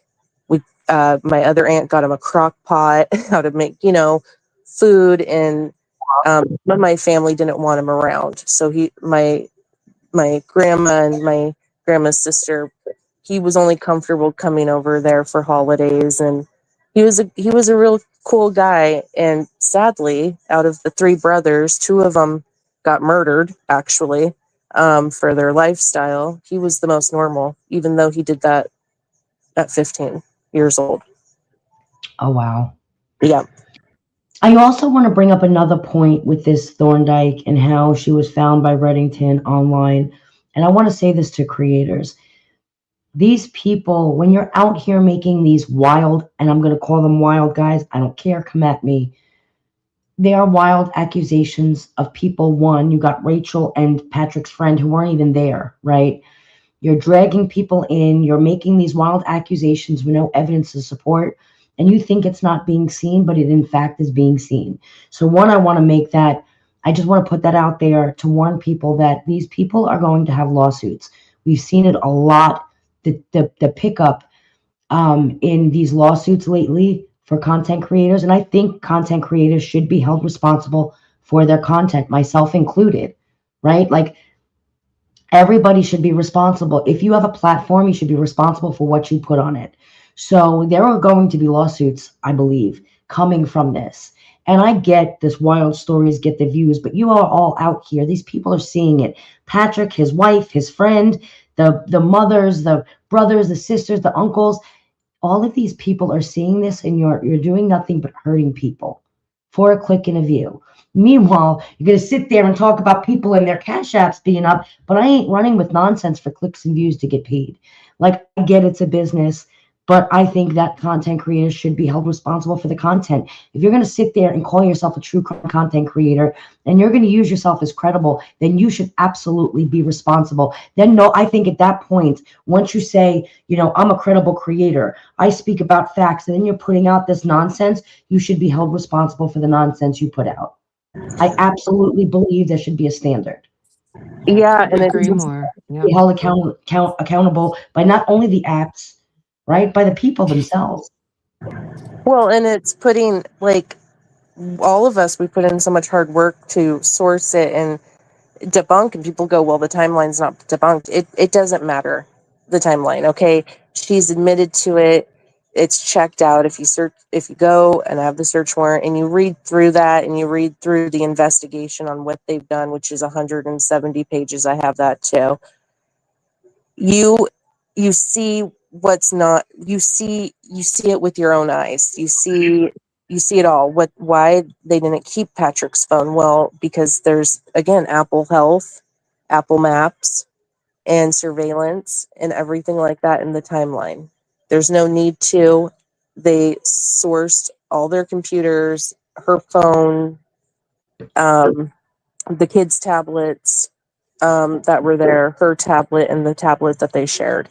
So that's definitely enough evidence. They're not stupid people.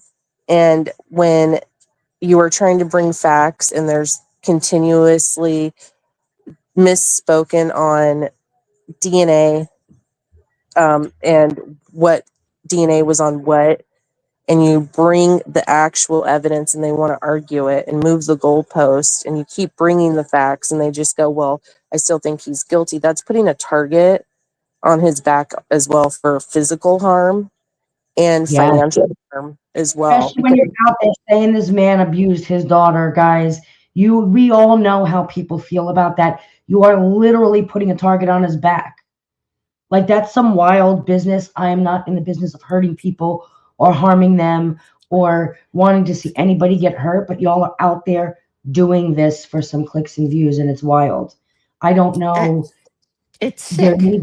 There needs to be something that monitors this. And again, I think that the second everyone's fighting for this monetization, but I think you should sign something that says you got to be credible, right? You have to be able to back up what you put out there, because there is a responsibility that comes with it. And I think that these platforms need to do better with that. Well, and I know you and a lot of other people that have put out the facts. We have been targeted ourselves and scrutinized, reported, and I've been called a bitch, a bad mom, stupid, called names, and all I'm trying to do is present factual evidence, and also as a human being, kind of sympathize with these victims, because Patrick is a victim. Yeah, I think I'm more of a victim than anybody else in this entire thing. I mean, the children, but a living victim, honestly. Right. I really do. I agree. So, I mean, we really need to be careful, and I'm going to enjoy going and watching the cases where these creators get sued, because I think it's deserved in these cases. And not everything I put out is true. It's not because I don't try. And I will always take accountability for wrong information I put out there. But again, I think that if you're going to consider yourself a creator and be monetized and paid for the content, you should be held responsible for what you put out there. I think that it's gotten way out of hand.